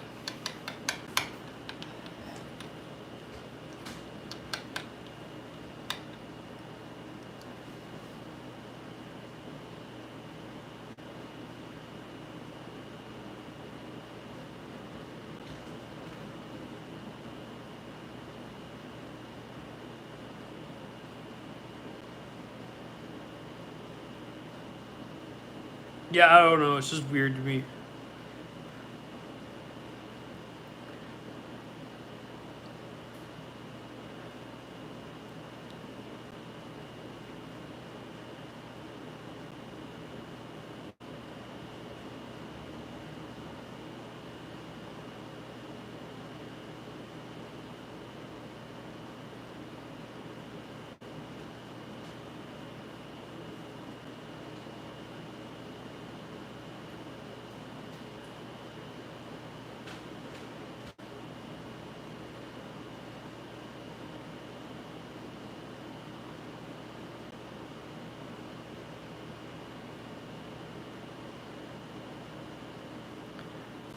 I don't know.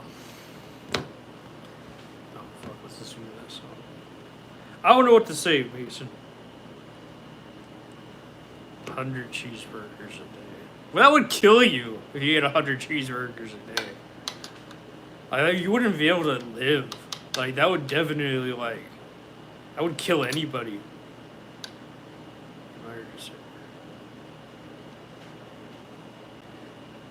Reminder to set reminder to take pay. Oh yeah, thank you. Yeah, when do you want me to send them, Mason?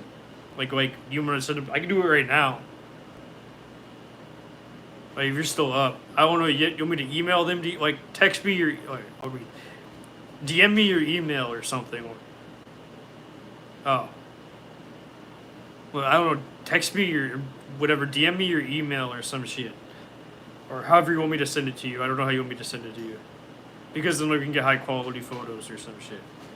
Instead of just like Instagram photos. I don't think that's good enough. I don't know how you want me to send them. Like, just put it on the floor and just take a photo. Like, I don't know what you want from me.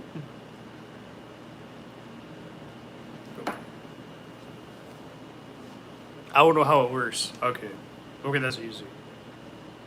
Okay, that'll work then. Yeah, that doesn't change the call. I don't know. It's just yeah, right. It'll just give. I'll do it like tomorrow. Like I'll do it like after the live stream or something. Like I just don't do. I just after all this work, I'm definitely tired right now. My brain is fried. Yeah, right. I mean, rough starting place is better than no starting place, definitely. I'll tell you which one I send first of all the photos.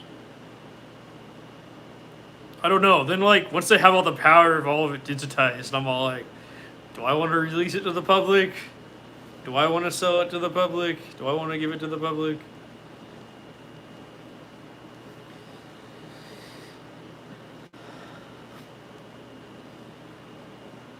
Nice, man. You're doing a great job.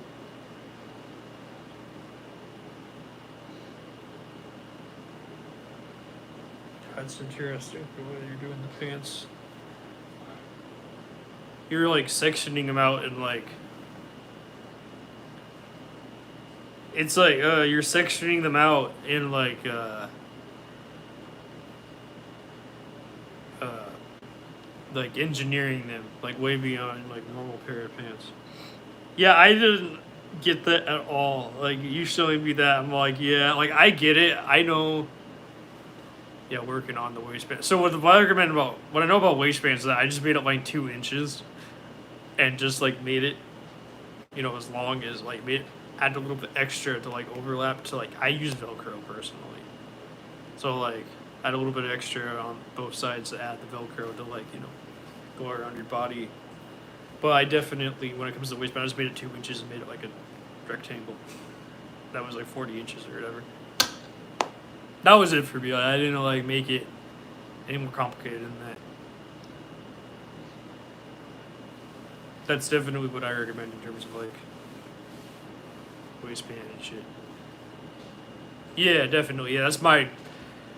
I'm lazy when it comes to waistbands. I'm not gonna like spend 40 hours on a fucking waistband. So. Yeah, definitely a big fan of pull tabs and Velcro.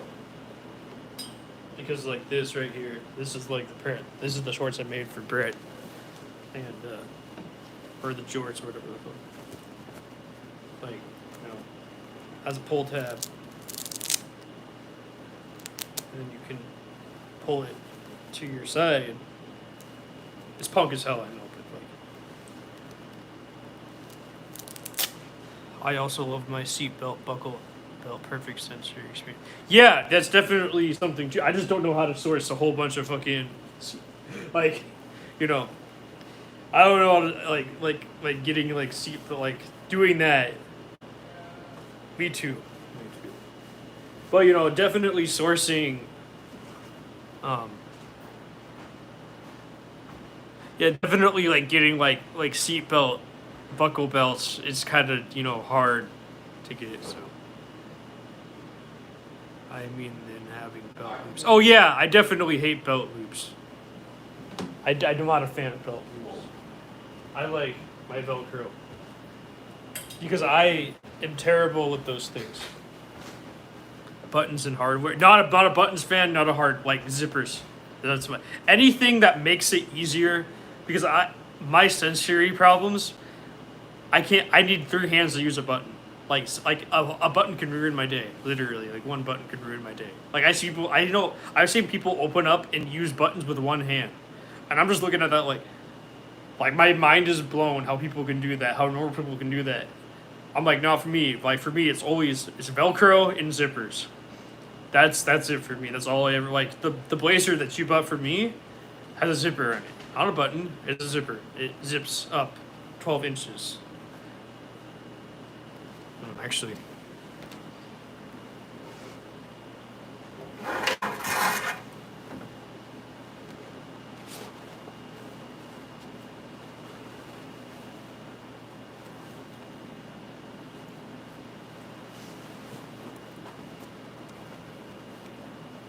As you can tell, as you know, because you bought one. You know what I mean? But if I want a button, does that mean I have to sew them? Or are you tagging personal? I can't sew buttons. I don't have any way to sew buttons. I forgot to mention that. I don't have a way to sew buttons. I don't have the machine to sew the buttons. I gave that machine away.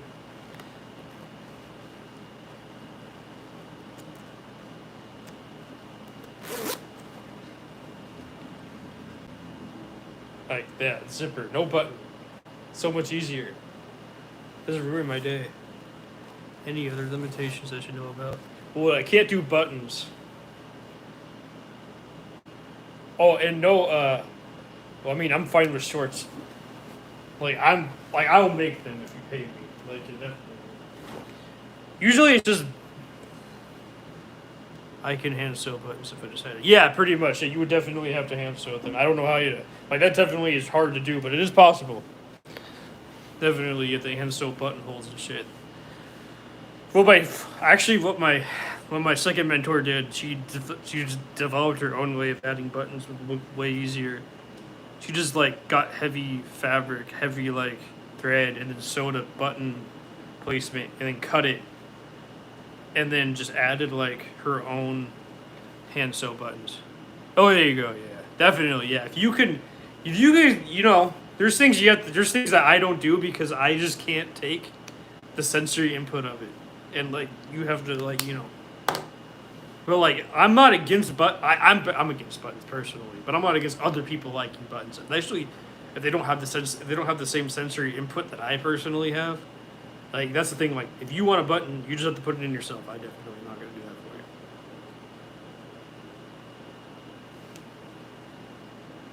Yeah, pretty much. Yeah, that's it. I definitely am not a button person. All my designs are built around my own sensory problems, thinking that there's other people out there that have the same sensory problems that I do. I know it's selfish, but like, it's definitely something that I've always struggled with my entire life. So I wanted to make something for somebody else too that also had the same problem that I potentially had. Well, there you go. I know that's selfish of me. Like, don't get me wrong. Like, I'm 100% selfish when it comes to this shit. Like, I even told Brett, like, I can't do buttons. Like, I straight up, like, told him that, like, buttons just make my day, just ruin my day. Like, it's just, I know that sounds, like, childish or something, that, a button can, like, make my day feel that bad, but, it's just what the problem is. Like, I don't know how to explain it. Like, my stuff is literally based on my sensory problems I have to deal with every single day. So that might be me with pattern making, not gonna lie. Like IDK, how much you convince me to work on patterns I can't wear. Well, wait, what do you? Oh yeah. Well, I mean, unless we got paid for it or something, then like definitely, or like we did like a trade, then definitely it would be a different story. You know what I mean? Like if there was an actual incentive behind it, then it would be a different story, right? But like, I've been trying to make a Hambach dress for like a year now, and I definitely have not. I personally haven't started making it yet. To have someone like, even if you wanted to wear the Hambach dress, like I would totally, if you made the pattern, I would totally, But like that's pretty much it for me. Like, all my designs are based, all my whole line to be based off of Hambach. Like, right, trade most likely will be incentivized to have my time as well. Exactly, that's what I mean. Yeah, like you wouldn't want to do it. You wouldn't want to do it for free. Well, down for wearing that shit. Yeah, exactly. So like, that's what I mean. Like, we would need a model for it and shit. Like, I don't give a fuck who wears it. But I would definitely want to make something to like put in the physical world out there. You know what I mean? Like an actual like pattern that actually that actually looks professional and actually looks good and actually like comes together well. And having, you can even keep it. I don't give a flying fuck. Like. But that's the thing. Like. That's where I personally, I wouldn't wear a dress. Like I'm just not into that shit. But I don't give a fuck if you're into that shit. Like I don't give a fuck who you are. When it comes to that, like, do whatever you want, But that's what I mean. Like, yeah, all our times are valuable. Like, if I can't give you money, a trade would be great because then like we both had to put an effort to make something to give each other, right? So like, yeah, I'm a weirdo too. Like, I'm not gonna lie to you. That's good, man. I'm glad to hear that. I love it too. But like, that's what I mean. Like, I definitely wouldn't just like give you something without, like, I wouldn't ask you for something for free. Like, that's nothing's free. Like, your time's valuable, your skills are valuable, your knowledge is valuable. Like, you're asking someone that studied it for 2.5 years if I wouldn't like. I would somehow even try to figure out a way to give you money if you wanted money. But you obviously don't want money, so like it's definitely an easier thing for me to give you a trade versus an actual full on, like actual money, because I don't really have any right now. So, but if, obviously, I would obviously not hire you as a full time pattern maker because you wouldn't want to do that job. So you would want to continue coding. So like it's nice to have someone that I can just like, once in a while collaborate with or whatever, or like, you just want to trade, okay, I can do that. Then actually like pay, like sometimes paying $70,000 a year for a full time person, it's hard.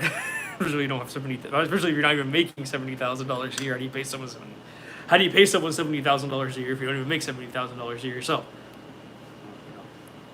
Perfectly, you're in the same page. Yeah, exactly. Yeah, like I would definitely pay a full time pattern maker like $70,000, $80,000, $90,000 a year to like to be like, you're my pattern maker.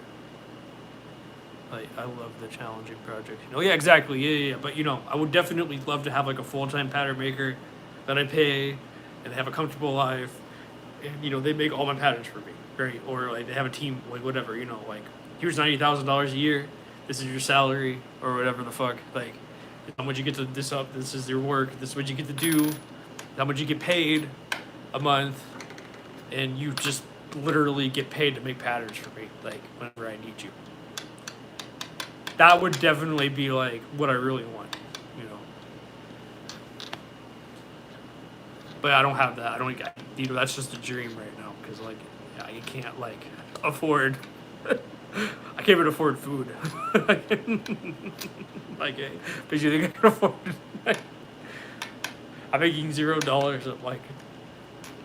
I'm technically with Brett making like $4 or $5 an hour. Like if I really like put down like the time and the effort and energy that I'm putting in, like, into each piece. Even just like sourcing things, finding things, cutting and sewing it all together. Yeah, challenging projects are fun, definitely. Fix your link tree. Like, Venmo me. Why do you want to Venmo me? You donating or?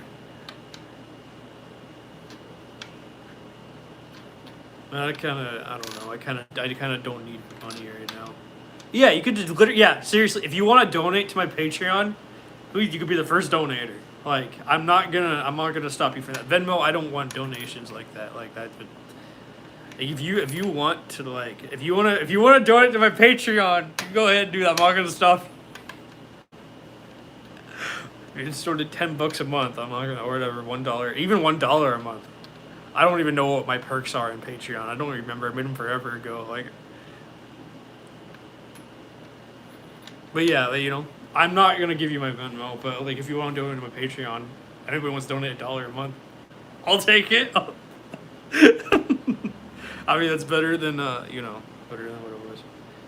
Oh, I'm sorry. What? Okay, if you were to give me money every month, what perks would you want? Like, tell me, if you're actually gonna give me your physical, real hard-earned money, what would you want?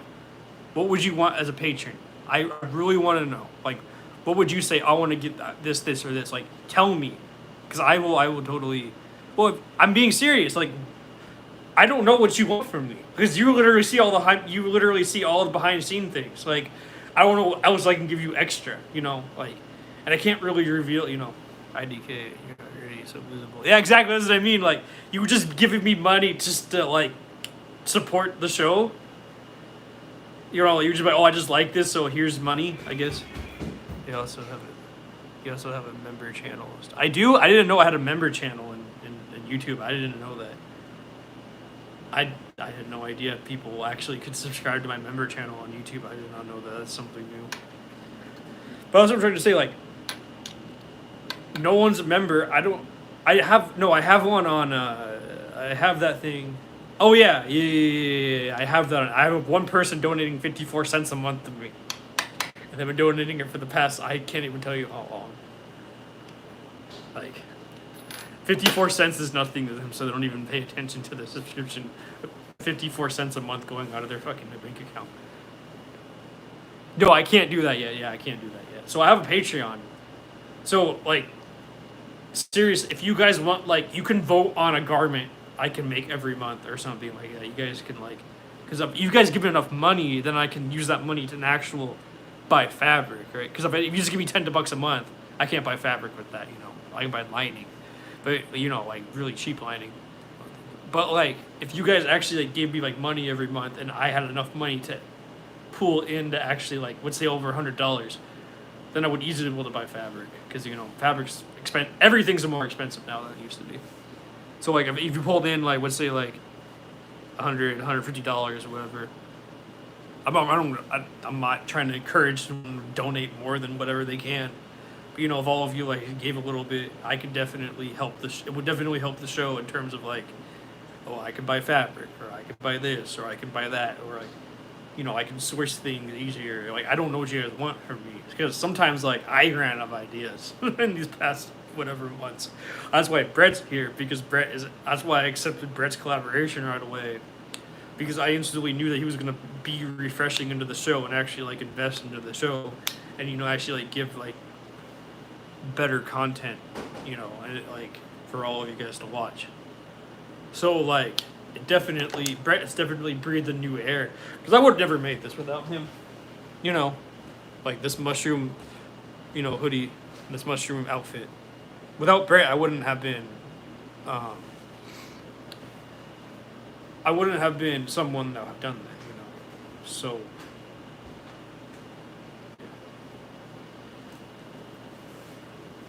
I'm definitely I'm definitely one of those unemployed people that couldn't find a job and started live streaming. So I know people like laugh at that and make fun of that, but I enjoy this live streaming thing. Even though I don't really make much money off of it, but like, one day I could probably do that. Like, it starts with one person, right? To like get there. But like, I don't know what you guys want from me if you guys were to donate. Like, I really need like suggestions. Like, if you were to donate money for me, would you want me to make? Would you all vote on a garment you would want every month, or would you want, like once I get enough money, obviously, because I just can't do it without like $10, or would you guys want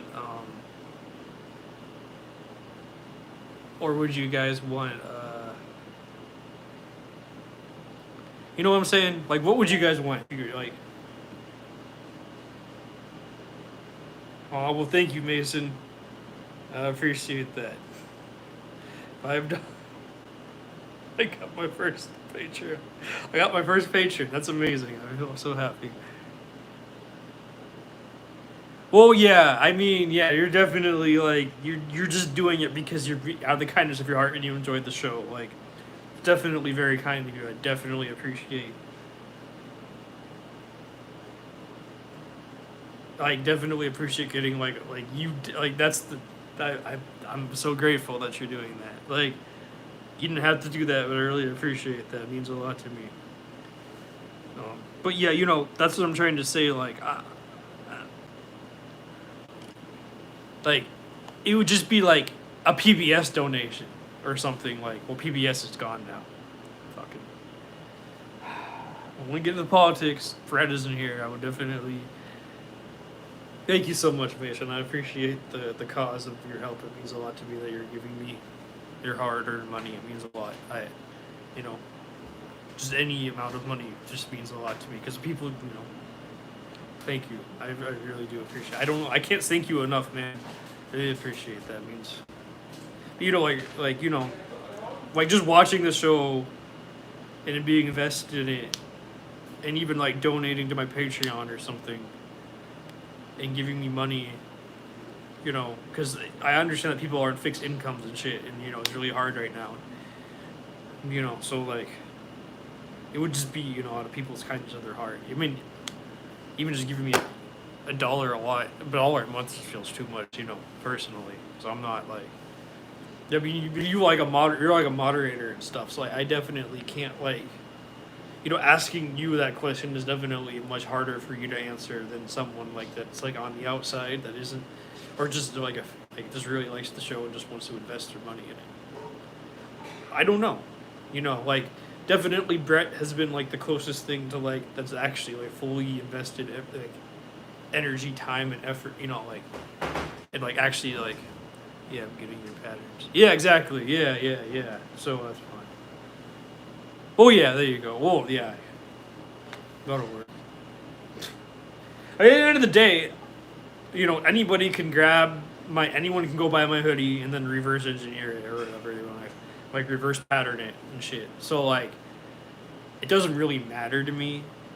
But but at the same time, like I'm all like, oh, like that's all my heart, that's all my sweat and tears and all my hard work, that I put into like every single like step and like started from nothing to get to here, right? And I'm all like, well, yeah, but also like if we're working together and like sure, that's how make knockoffs of design. Yeah, exactly. And like the second I know there's knockoffs, the second I know that I made it. So I can't sue. I don't own any of it. Like I can a design patent's $5,000.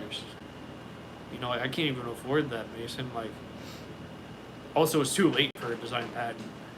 Also like I don't know, I feel like patenting a like a garment that isn't mine culturally, isn't mine to patent. I know I should look at that and be like, oh well,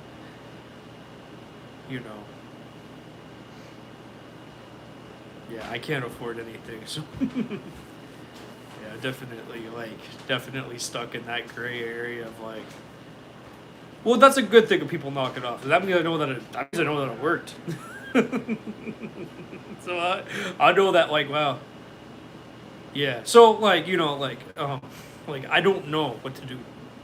Like I'm definitely in that gray area of like, okay, so what do I do next? What happens next? What is this? What is that? Like you know, uh, like okay, so I did all this and I did all that and I invented this because I love that so much because I did this and that. I mean, I did take like you said, like literally, this is exactly what happened. I took the original Hanbok pattern that I had, and then I gave it to my pattern maker, and then I told her to make a hoodie out of it, and she went and made a hoodie out of it. Right. So that's pretty much what we're doing. We're gonna do that with the dress, right? So obviously, I'll give you a hoodie for the dress or whatever you want out of the collection, or whatever But like, because I still value and respect your time. But definitely like I'm in that weird gray area of like, okay, so this is like not my culture, but like I want to make money off of it because I love it, because I also want to sell it because I think more people should wear hanboks, but like the average white person is not going to wear an actual like traditional hanbok walking around unless they're like in Korea and live the culture, or just like the average person that's not even white, they're not going to do that, but they will look at this other version of it. Hoodie dress combo, that is a cool idea. Yeah, definitely that's what we're going towards. I think we're going towards like a gothic hanbok hoodie dress combo thing, or like punk gothic thing, like blending that together definitely would be a fun time for you and I to get that off the ground. But yeah, I'll definitely compensate your time for even doing that, even though if you have my patterns. Like you need to use the patterns and make it anyway, so I definitely understand that. It's just that, yeah, I'm very punk too. Also bubblegum punk. Oh, that's cool. I like colors. I think bubblegum punk is cool. Like I like punk and like Velvet Underground. I'm more classical punk. But that's just like me though. Like, yeah, bubblegum punk is cool. I don't know. I like a lot of different things, like just like things that are like not normal and out there. Like even this shirt is like growing on me very slowly. But yeah, what I'm trying to say here is that there's like I don't know, like I like it, right, it grows on. Yeah, definitely. Everything just like grows on you. Like definitely. Like I'm in brand new territory. Like I'm the only one in the world that makes hanbok fucking hoodies. But oh yeah, that's right. Definitely, it only grew on one side. Definitely, that's a good one. I love that. But anyway, so like I'm the only one in the world that makes hanbok hoodies and like hanbok blazers and hanbok t-shirts. So like being the only one in the world that does it, like where do I go from there? Like how do I market it? How do I sell it? I know already it's already instantly controversial because I'm a white dude. Like, you know.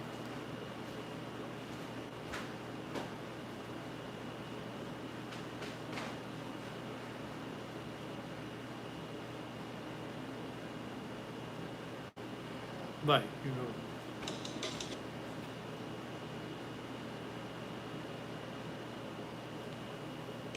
So yeah, already being a white guy, it's already instantly super controversial. It's like, why is a white guy doing that? Why is he culturally? Why do I appreciate the culture? I'm not appropriating the culture. Otherwise, if I was appropriating, I wouldn't care about my family. I wouldn't care about the story behind it at all. I wouldn't I wouldn't have. I wouldn't honestly have cut and sewn my original hanbok if. Or actually, I didn't cut and sew it right, but we tried our best here.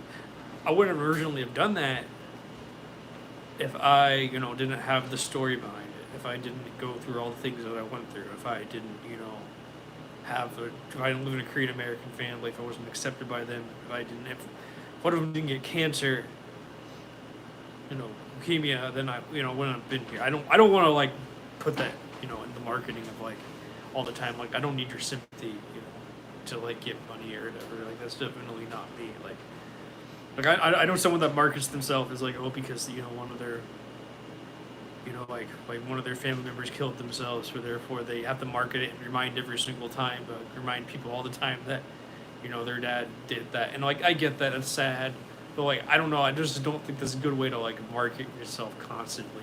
Like the story is important, but like saying it like often definitely kind of, I don't know. I guess that kind of just wears down on you. Like, yeah, I get it. Like, okay, but like, where's like your comeback? Where's like your thing? Like, where's like what makes you like brave? What makes you inspirational beyond just like, oh, I just started this because X Y Z did this one thing. Like, I don't know. And definitely mine came from tragedy too. Tragedy as well, but like no one died. I guess so. I guess this is a different kind of story. But yeah, there's a lot of I've given away a lot of T-shirts, so definitely people wear them. They just don't buy them. It's fine.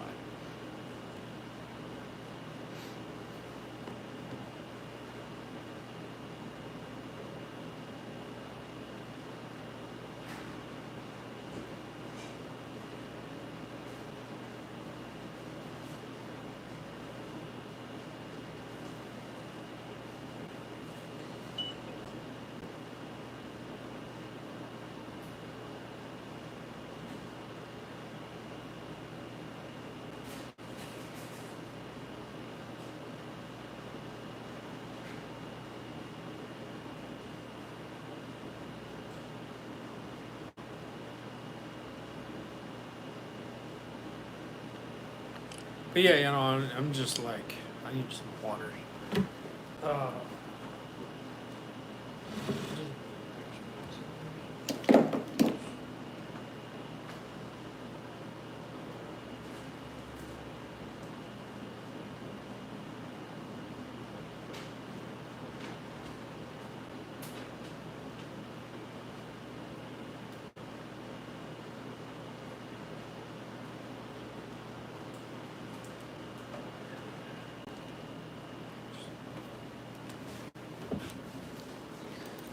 But yeah, I don't fucking know. I don't know jack shit about anything, to be honest. I'm surprised these live streams even worked, like at all. Like there's no fashion consultant out there that would ever tell you to live stream cut and sew your whole collections on live in a public place. They would tell you to hide it, market it, and like pretend that you're this great visionary, but you have a whole secret team behind you, and you don't actually tell anyone you have a secret team behind you, unless if it's convenient. That's the only time you tell the truth when it's convenient. That's what they tell you. That's what they. That's what I mean. Like at this point, like it's just a show that you donate money to. I guess just like what you decide to do. You don't have to pretend. Yeah, no, I really don't have to. You're right. You're right. I don't. There's no pretending here. It's literally just me cutting and sewing live with all the mistakes, with all the inadequate. I don't know. I can't see visions in my head. I'm not a visionary. Like, isn't that what visionaries do? They can see They can see visions in their head. I can't. A visionary that has aphantasia. I mean, I guess the Pixar guy, the co-founder of Pixar has he has aphantasia, so he he's an animator, so he like made The Incredibles or whatever I don't fucking know what he did. Not the creepy guy. Lost by technicality. Well, yeah, I will. Yeah, pretty much, yeah. Because I definitely can't see images in my head, so I don't know. I think like maybe like one time I've seen an image in my head once, and I was like in a near-death experience, but I also don't know what it's like because I can't confirm. So talk about how I can see images in my head, like, oh, okay, yeah. So like, I have to learn technical skills. I have to go and build something. I have to. Yeah, well, I mean, I think that's the only time I ever see. I almost drowned as a kid. I almost drowned to death as when I was like 4 or 5 years old or something. No, I do. Oh, okay. How do I explain a dream? I can feel a dream. I know I'm in the dream, but I can't see the dream. If that makes any sense. It's like tactile. It's all like, I know I'm there. I know I'm dreaming. I know there's something in front of me. I know that I'm talking to someone or that I'm seeing something. I think maybe once. I know it is so fucking weird. I think maybe like once I saw like an image in my head, but I can't even confirm. Like it is like it's such a surreal experience whenever I see anything beyond black. Like it's literal blindness when I close my eyes. I am blind when I close my eyes. It is fucking weird. It is fucking weird. Like, close your eyes and just see black and then only see black forever. Like, whenever I go to bed, I don't know if I'm going to wake up in the morning. Like, humans are volatile. We die in our sleep all the time. I would just, like, never wake up ever again. And that would be it. I'd just be peaceful death. Just be gone, dead. In my sleep.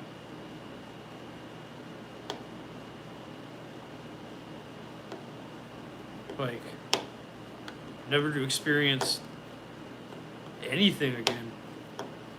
Like, every single time I go to bed, I don't know if I'm ever going to wake up. Because I don't see things. Like, unless I know what I'm dreaming. But my dreams are all, like, I don't see. I think, like, my dreams, if I do, I think maybe once, I think it felt like it was black and white, but super, super dark. But also maybe there was an image at one point. And it was just me in my fucking kitchen. Like, it was that fucking boring.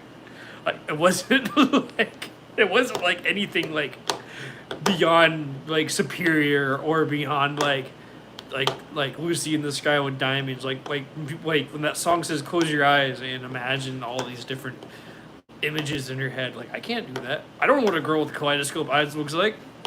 I need to ask ChatGPT to tell me what. So ChatGPT was the first time I ever got to experience. I didn't know what prompts were. I didn't understand.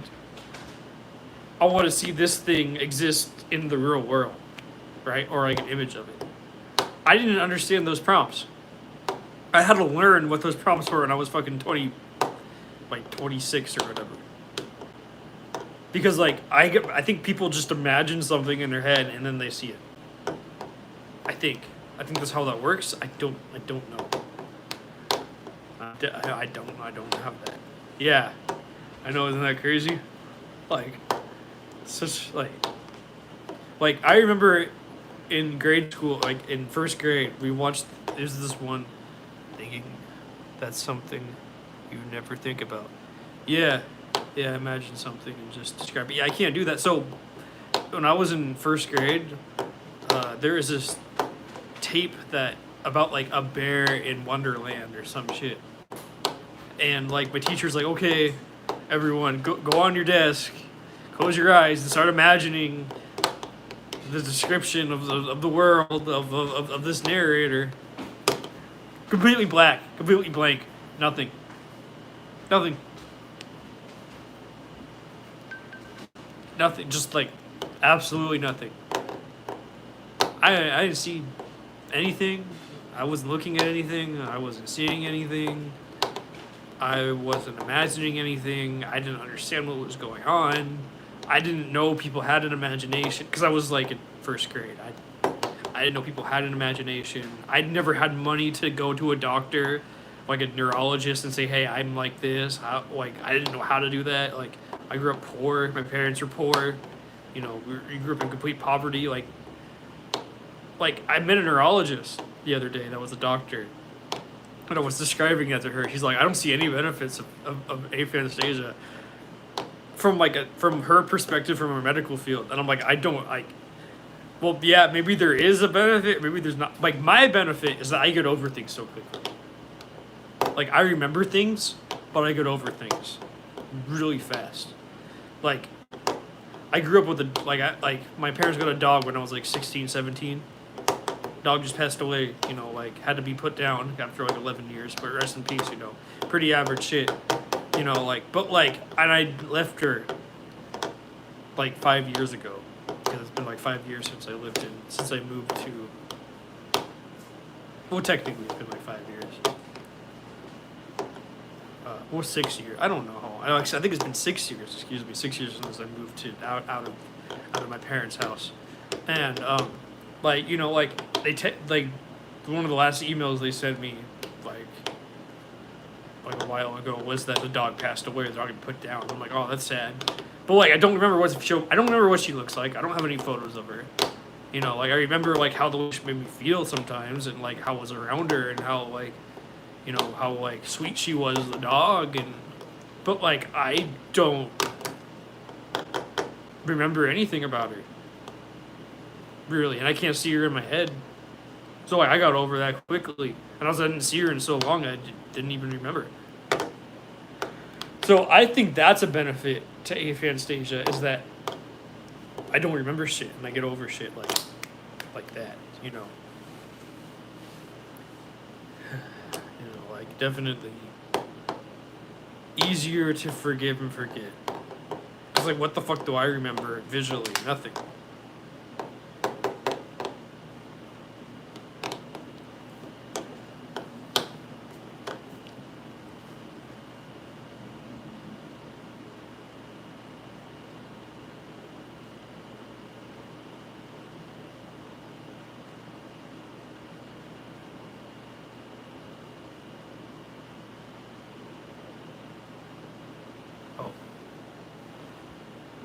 Right, I can remember the places, images for trauma. Like, you relive the moment. You get flashbacks, but you have none of that. Yeah, I definitely have, like, flashbacks, but, like, I remember it in, like, words and details. I don't remember it in, like... I don't remember it in, like, I don't remember the flashbacks in, like, in images. Yeah, I don't remember them in images. They're all like, I'm describing what I can remember what I describe. Yeah. In great detail, but not an image.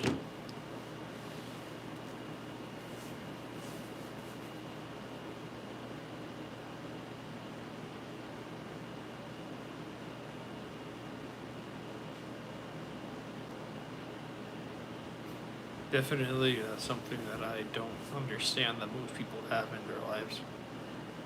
And that's one thing I'll never understand, and that's why, like I described ChatGPT, you have trauma, just without, yeah, just I'm flashing back on, just like, yeah, Yeah, it's definitely there. It's definitely, I remember it. Definitely can describe it to you, but like, you know, I have to ask ChatGPT to make an image if I want to see an image of it.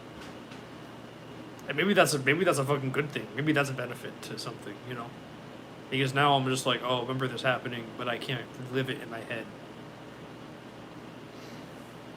You know. And maybe that helps me like move on faster. You did good. That was a hard sentence I botched. Oh, don't worry about it. No, I get it. I get it. No, so like when I was like doing ChatGPT for the first time and just fucking around with like art and like images and shit, and you know, like I did a whole collection on ChatGPT like images because I couldn't make them up in my own head. So, right, she had disability. Wait, you talking about the dog? I don't know what the hell the dog was. I don't know. Good dog. Anyways, kind of like how she. Oh, you're talking about ChatGPT? Yeah. Sorry. Yeah, exactly. Yeah, like I'm the opposite of a blind person. Right? A blind person can see images in their head, and they can't see, the world around them. I can see the world around me, but I can't see images in my head. You know. So like a blind person is the opposite of me. So it's like that's not that blind surfer guy I follow him on YouTube, when he describes how he can like reconstruct images in his head when he dreams, like, and it's like in 4K, looks perfect, looks unbelievable, like whatever. Like I can't reconstruct a day in my head like through images. Like it's kind of like it's like a diary, right? That's how I remember things. Like it's in a diary. Like it's there, it happened. I can describe it. I would have to ask ChatGPT. I would have to make a prompt, which I didn't know what the fucking prompt was. I didn't understand that. So like, ChatGPT was the first time I ever experienced, ever in my entire life, what it's like to create an image in your head. And like, I know ChatGPT isn't like like as good as the human imagination yet, but like definitely it felt weird. It felt weird because like I was reading this prompt because it had a whole bunch, because I was using like a Mid Journey. I had downloaded an app and it was like $5 for like the whole lifetime of the app or whatever. Like it's probably some scam grifter app, but like it definitely like helped me like learn things, right? So I bought the subscription. It was only $5, and like I used it and I read it, and I was like, what is this? Like, how does this work? Like, I didn't get it. So then I made the images because it was just the common prompt that was going on. And then like I clicked on make, and then it showed me the image, right? And I was like, what the fuck? Like, this is normal? This is what people have in their head every single day, and they're miserable, and they have this beautiful image that they can see whatever the fuck they want at any moment, at any time. And I'm just stuck seeing the real world all the time. So like, you know, like when I was like looking at that, I'd never experienced that in my entire life.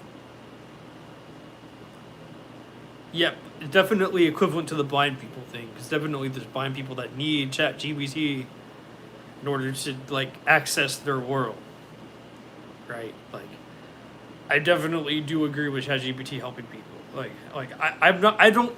I know AI sucks and like it destroys the planet and like whatever. But like, there's so many people that can use it every single day, and it could be so good for us.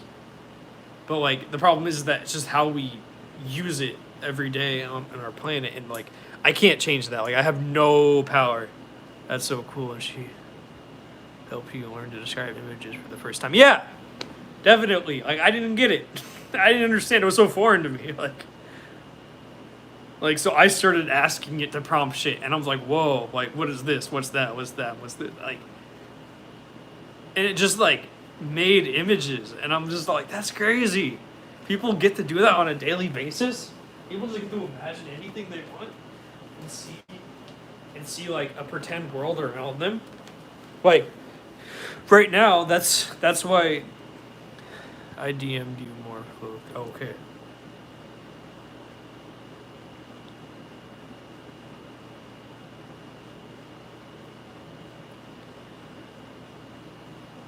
Nice.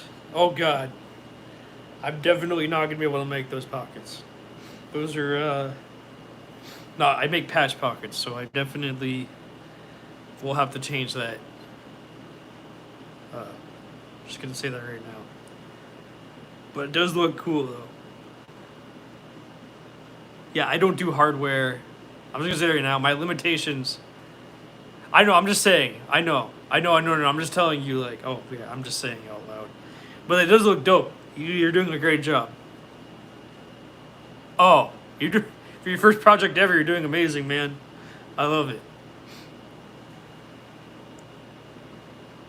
Way better than I would do it. I mean, I did it on paper. I literally did it on paper. I literally did my own two hands. I was trained in the traditional way, not on the cool 3D way. So that looks great, man. You're doing a great fucking job. Simple pockets, no buttons. No, no, those pockets are definitely hard to sew. You have to like. So what you have to do with those pockets? You have to like stitch it, and then you have to like cut a hole in it, and then you have to like line it with the pocket. It's a lot of fucking steps. I fucking hate it. It's too. I just do simple patch pockets are simple. Keep that in mind. Patch pocket. As in those are too concerning. Yeah. Yeah, I think it is, to me, is way too concerning. I mean, there's that one person, there's that one guy on the internet that did. I know these are. Yeah, those are. Yeah. There's that one guy on the internet that made it like a face with like a tongue sticking out or something, and every single time you move, like it works. And like I get that, like anybody can like do that, but like I definitely am not. That's not my style. Like that's definitely not something I don't want to do. I won't do that for anybody. I don't care fuck who you are.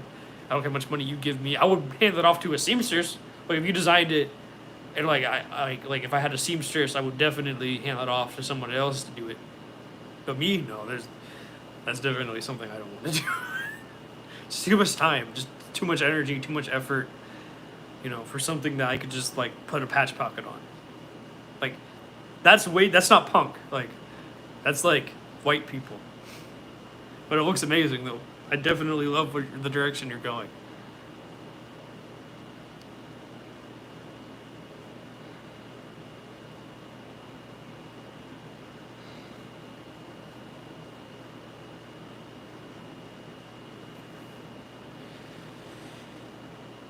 You're doing it right, man. Because I've designed pants before.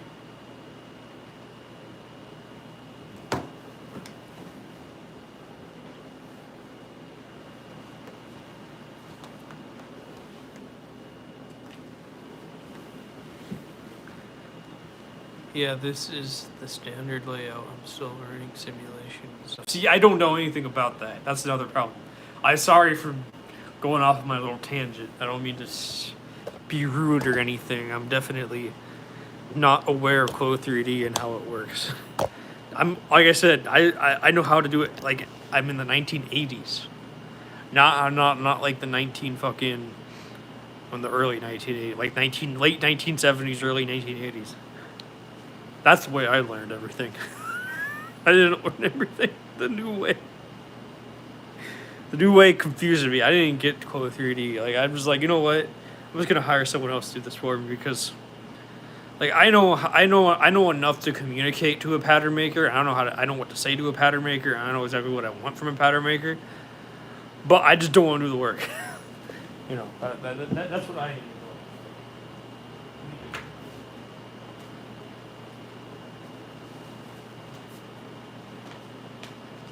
I'm definitely more into like directing a pattern maker, you know, than like doing all the work myself.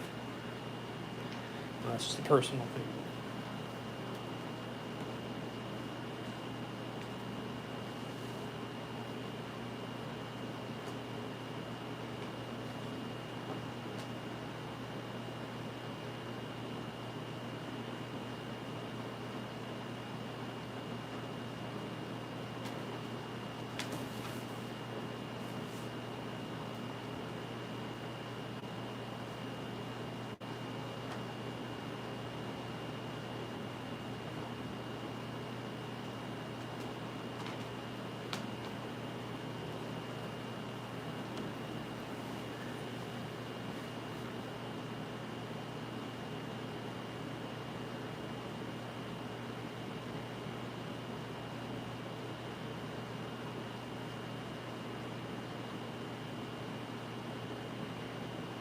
Okay, Mason, I sent you a picture of the pattern. I need to know.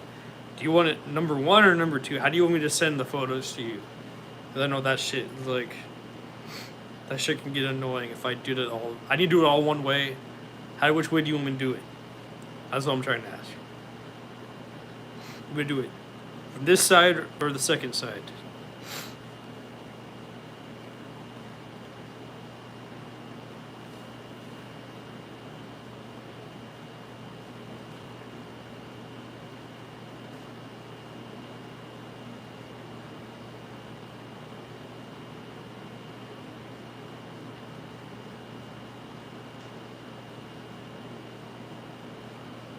Bro, those are the same. I could flip it. Post. Just be consistent. Alright. I'll just do it from this side because it's easier. I just want to make sure, that I don't like do anything stupid. That's the long sleeve for the. Oh, that's the long sleeve for the t-shirt. Hold on, I'm sending you the t-shirt first. That's what I'm sending you. That's the top of the file.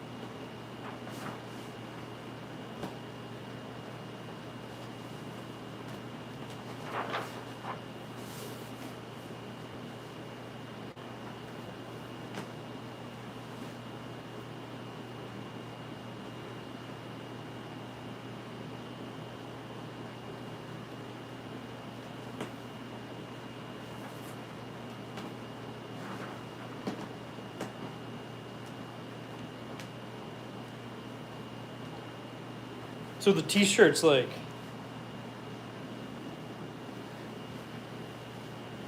Yeah, I'm gonna make a note of that. Don't worry.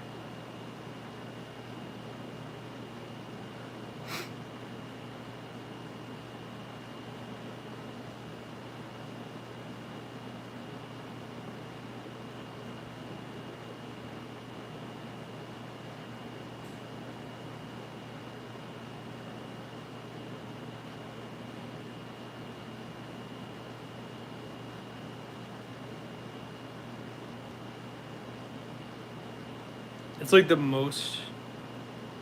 So this t-shirt pattern is like the basic block I would consider. Like this, like the most easiest. Just like the block pattern definitely. Wait, I'm gonna send the hoodie.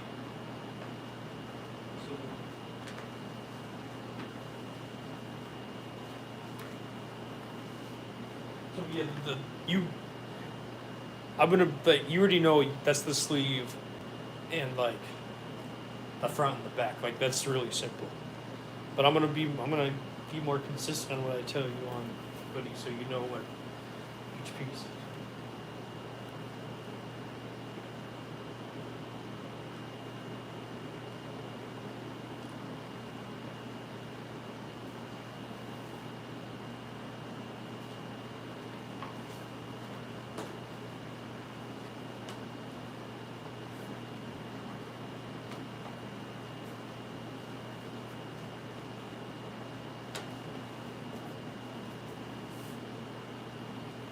Also, it says it on a piece of paper, but yeah, exactly. Yeah, yeah, this is a great starter pack. Yeah, exactly. It's just a t-shirt. Like it's literally just two different kinds of sleeves, long and short.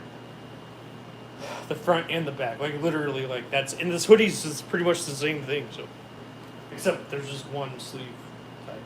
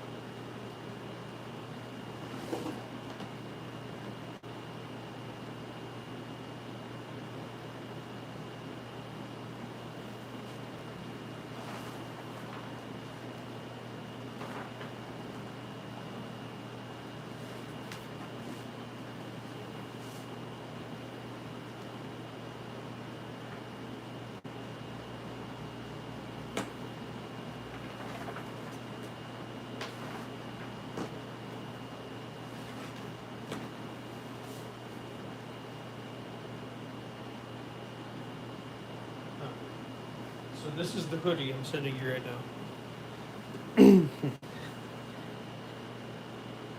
Oh, that's see. There you go. It's even better.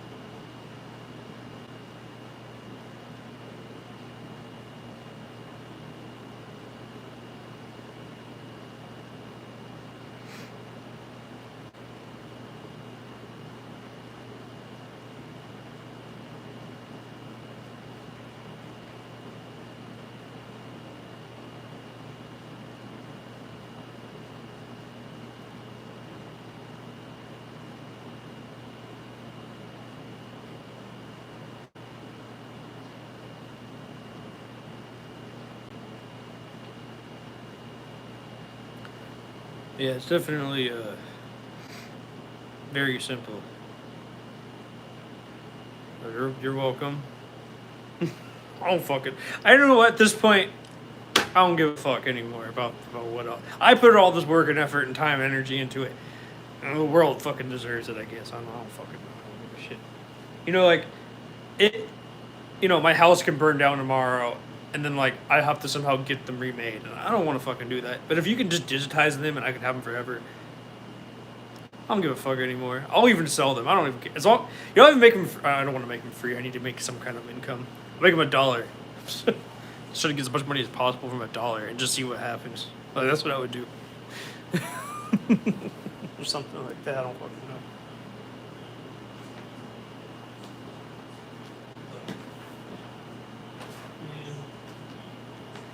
Like I stopped giving a fuck.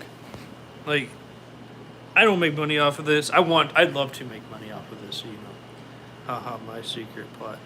Oh, nice. Oh fuck. Oh, if you wanted just to steal it, that's fine. I don't give a shit. Wait, you already bought something from me, so you already stole it. So what the fuck does it even matter? Like, you already knew I was. Whatever. I don't give a shit. Yeah.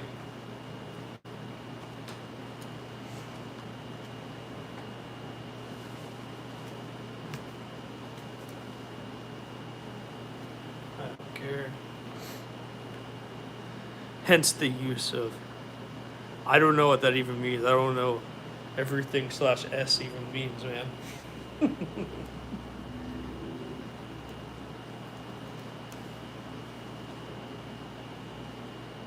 I mean, technically, you could watch all my live streams, right? I mean, they're literally on live stream. Like everything, like everything is filmed. It doesn't even matter. I don't hijack shit. There's no like. Oh, okay.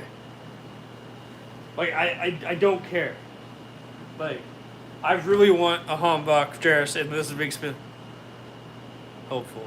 Oh, right, okay, I knew it was sarcasm. I don't think you were being serious, but, like, I don't give a shit.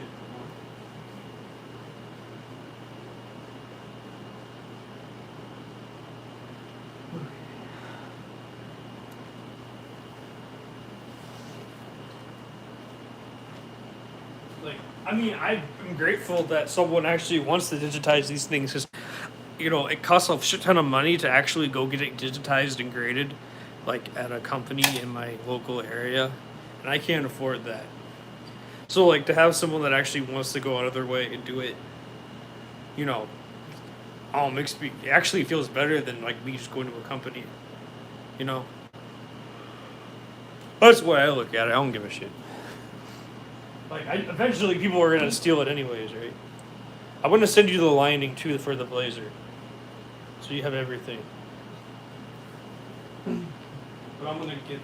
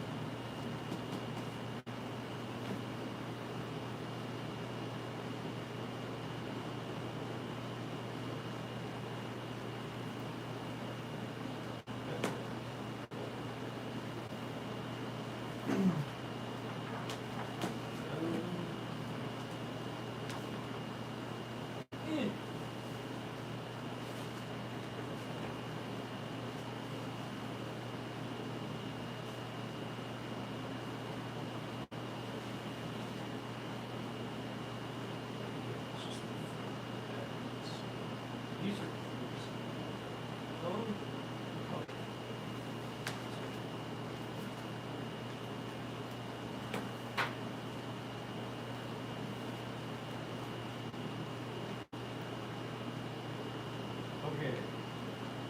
Yeah. Okay. That's it. That's. I'm sending. I'm gonna send the lining second. Let me. That's insane, man. They've really just. Wow. I didn't realize they could just digitize that like that.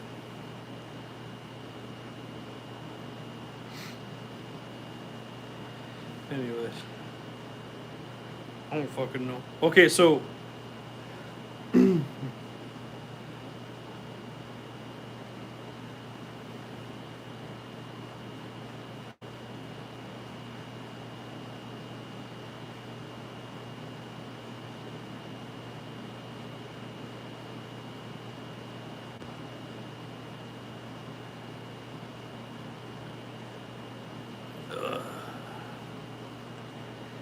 Nah, you feel like, oh, here I am just fucking up, giving some.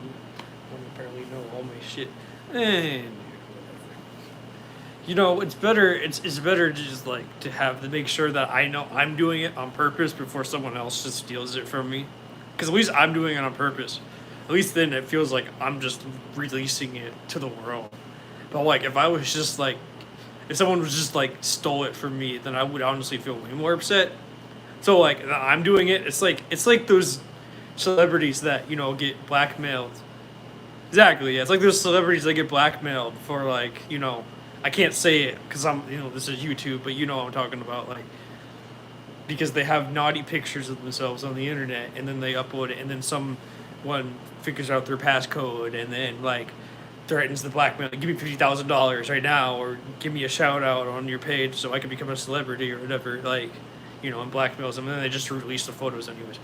That's the way I look at it. I don't give a fuck. Like, might as well just do it now before I upset myself, or before it gets even worse. And maybe that's one thing. If you become a Patreon, you could download the patterns. It's 95% of the time. Well, yeah, of course, yeah, because they're trying to fish like their information. You know that one scammer did it too with crypto and all those cryptocurrencies. I'm like I don't know. I watch CoffeeZilla on occasion. I don't know. I don't know how truthful CoffeeZilla is, but I watch. You know, I don't watch them as much as I used to, but.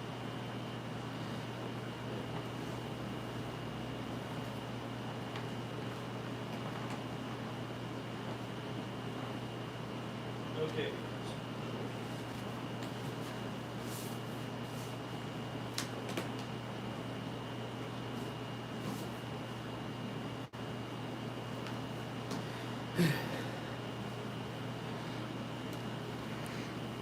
Yeah, I think that'd be a great.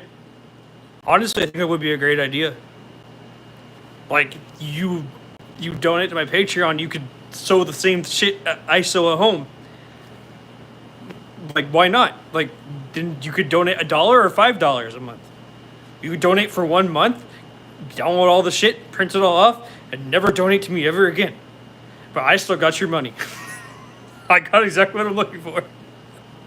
So it's not a bad Patreon incentive. Like you're not like you're actually getting something out of it. And I sell these garments for hundreds of dollars. So at the end of the day, you're literally getting something out of it.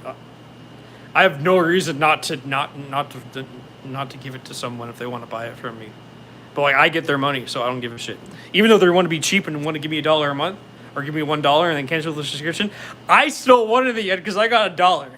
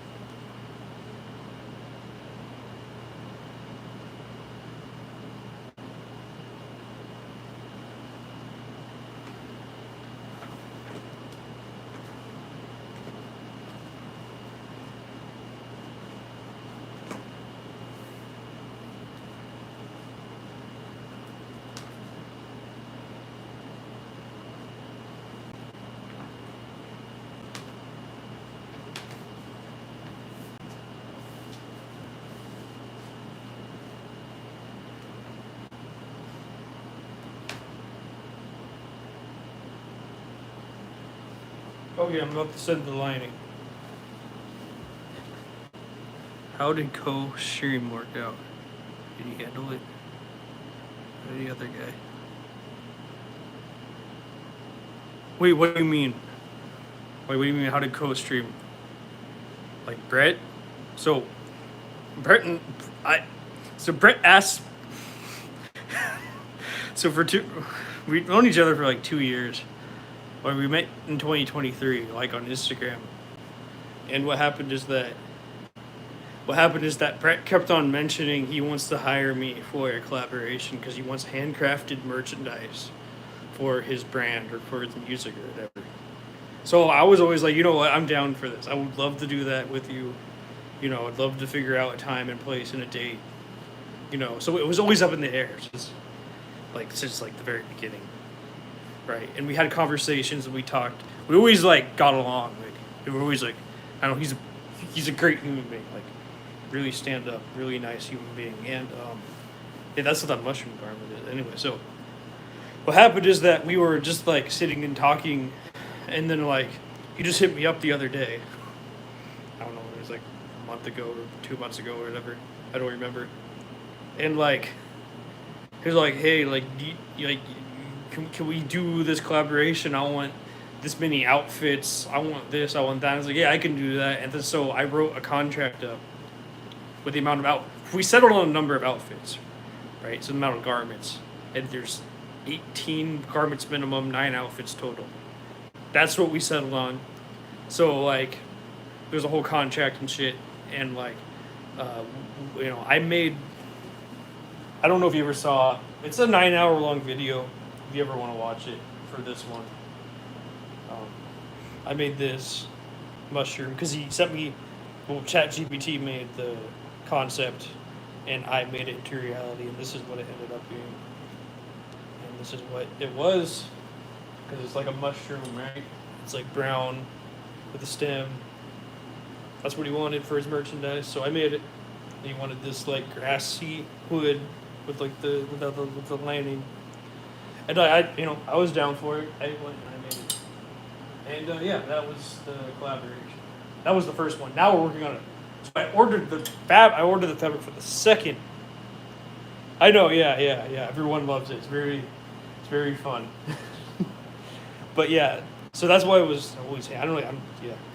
But anyway, so what happened is that for the second we ordered. So that's why I made this T-shirt, because I needed to figure out how to put it together. Obviously, his T-shirt he wants is way. It's similar in construction, but it's definitely way more focused on design. So we're working on a whole. I can't talk about it. Like I don't want to like we just mentioned it's the zombie T-shirt. That's all we ever said. I know exactly what the zombie T-shirt is now. I know exactly how to make it. I know exactly what he wants. I pre-game make it to make sure that he has. To make sure that I know what the fuck I'm doing, because he's giving me his actual money and actually care. If I didn't give a fuck, I wouldn't have done this. So, but I do, and I care about his vision, and I care about what he wants, and I care about trying to help him, become a better artist. Like I'm in his team now. He's my co-host, my collaborator, he's my sponsor, investor, all those things. So I'm really happy to be like when we get along. We very much understand each other in terms of like how we both feel being white in America. So like, okay, I'll give you the lining right now. Lining. I think that's it. Oh, besides the pants. Do you want the pants pattern? I mean, I don't know. That was gonna be harder to take photo. I'm gonna do that one later. I'll do the pants one later.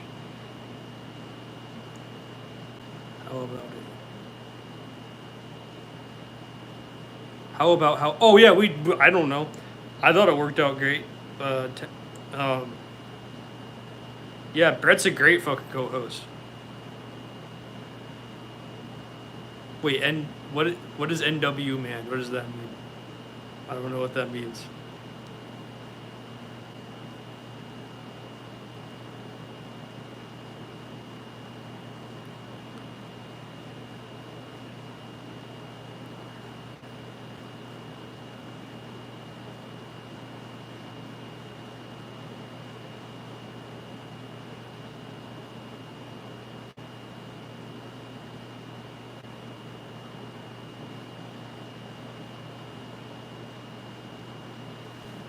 Oh, yeah. So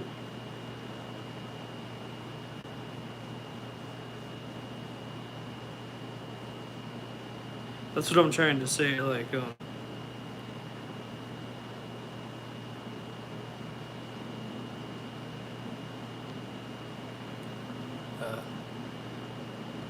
he send you link or what? Getting it as if.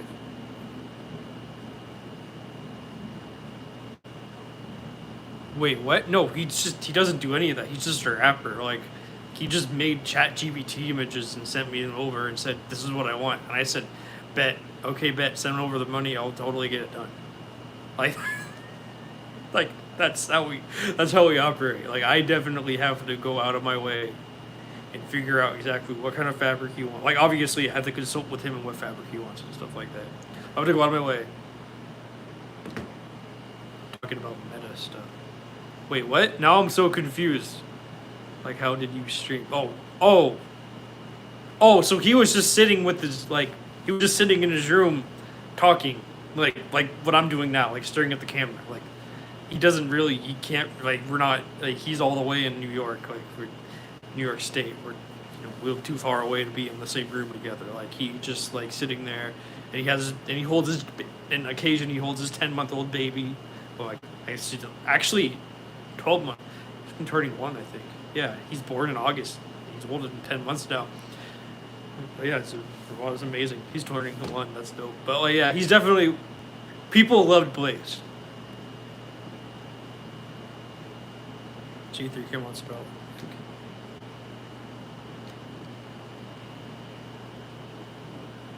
What do you mean? I'm so. How do you both stream and join together? Oh, sorry, my brain. So what happened is that I have to join a link. I have to create a special, like, host link for someone to join. So if you wanted to join, right, I would have to, like, create a link and then just, like, send it to you. And you only can live stream on your cell phone. You can't live stream anything else because I'm live streaming on my cell phone. Yeah. Sorry. So I created a link, and then I sent it to him. I text him. He doesn't have an iPhone, but I have an iPhone. So I have to text another. I actually live stream on an iPhone. So I have to text someone I know that has also an iPhone, and I text them, and then and they're so old they don't fucking know what the fuck's going on. So, I love them, but, I have to, like, text that phone number, and then, like, I copy and paste the text over to, like, I'm not sure it forces you to cell phone live. Yeah, it forces you to cell phone live because I use a cell phone.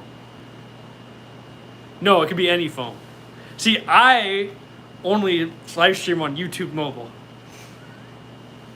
Like, that's it. The only place I live stream. I don't live stream anywhere else. I don't do OBS. I don't do any of that. I'm not, like, I literally live stream on an iPhone 11 that I had lying around, and I just recently exchanged the battery in it because it was dying way too soon in the live stream. So I had to go call up a place. Hey, do you do iPhone battery replacements? And can you do it if I go out there right now in, like, 15 minutes, can you do it? They said yes. I went there and I was live streaming on, like, 10 months, like 8 months of, like, oh well, I was doing that too. I was overdoing. You're really good at that shit. I'm not good at that shit. I just got an iPhone and said, fuck it, I'm gonna live stream on an iPhone. So, like, I sent him the link, and he has an Android. I don't think it matters as long as you have the link in a cell phone or some kind of. Basically, you can YouTube mobile live stream from a computer. Okay, I don't know how to do that. And I don't know how. I don't think Brett and I are not technically compatible enough to do that. I'm sure you are. I am not, and I'm pretty sure Brett's not. Like, we suck at using computers. Like, when I never co-streams. Oh yeah, you're welcome. I'm sure it could be different for Twitch. I'm only speaking from YouTube, so my perspective is 100% from YouTube. I only live stream on YouTube. So, like, don't ask me anything. I've been live streaming on YouTube for the past almost a year. October will be a year. So, what is that, 10 months? I think, about, around that. October of last year, I started live streaming on YouTube. That's when I started live streaming. So, anywhere between now and October has been however long it is. I don't keep track of time all that much. So, like, I definitely have been live streaming for a long time. I just miss talking. I just miss talking and, like, doing this because I was so sick. Definitely happy to be here doing this again.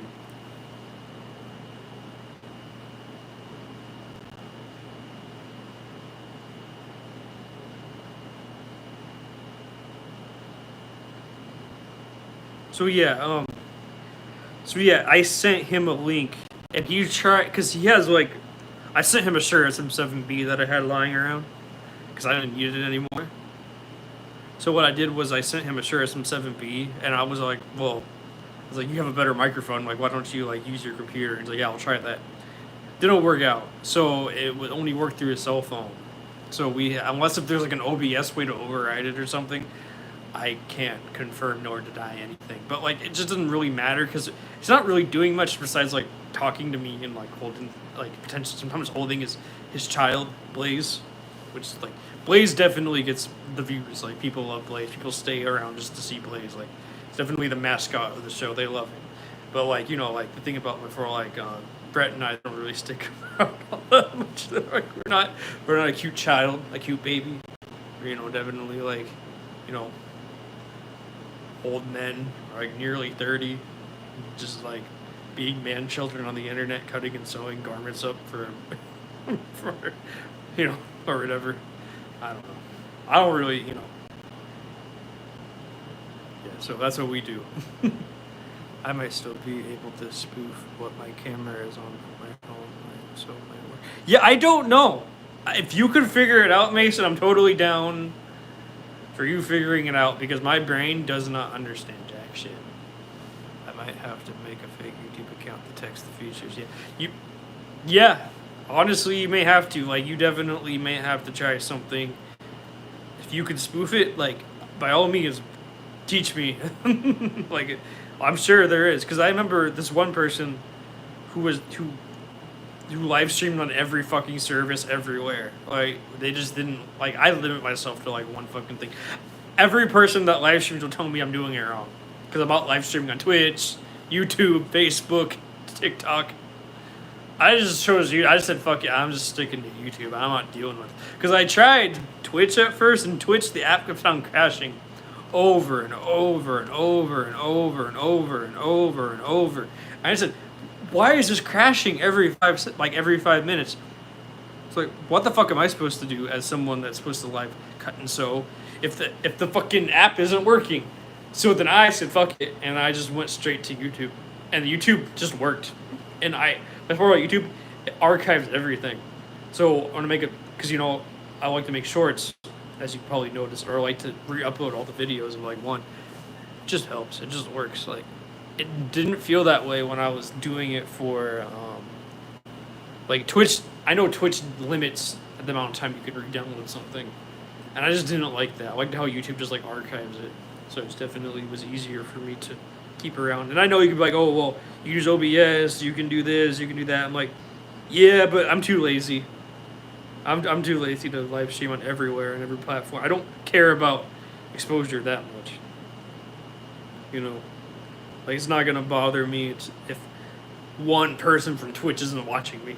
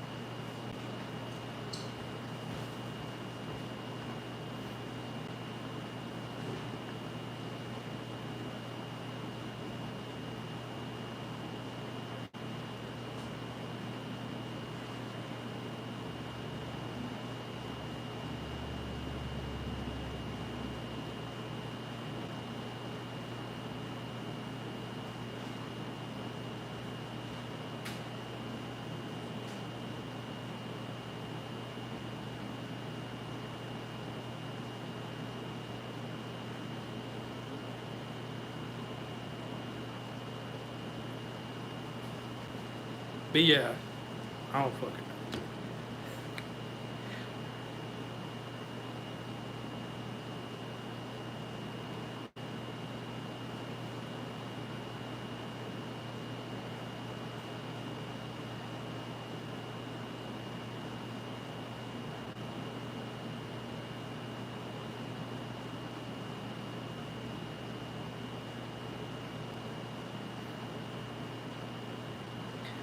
That's crazy.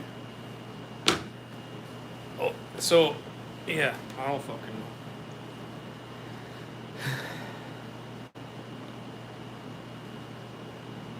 know. I don't know what else to say. I'm kind of tired now. I don't know. Mason, you got everything right? Like it all worked out for you in terms of like the pictures and shit, right? You ending soon? Can we try to stream my Photoshop on the way out of the test? Yeah, I need to start a whole new stream. Let me I don't think I can send. I don't think you can join. Yeah, I need to start a whole new stream. I'll go do that.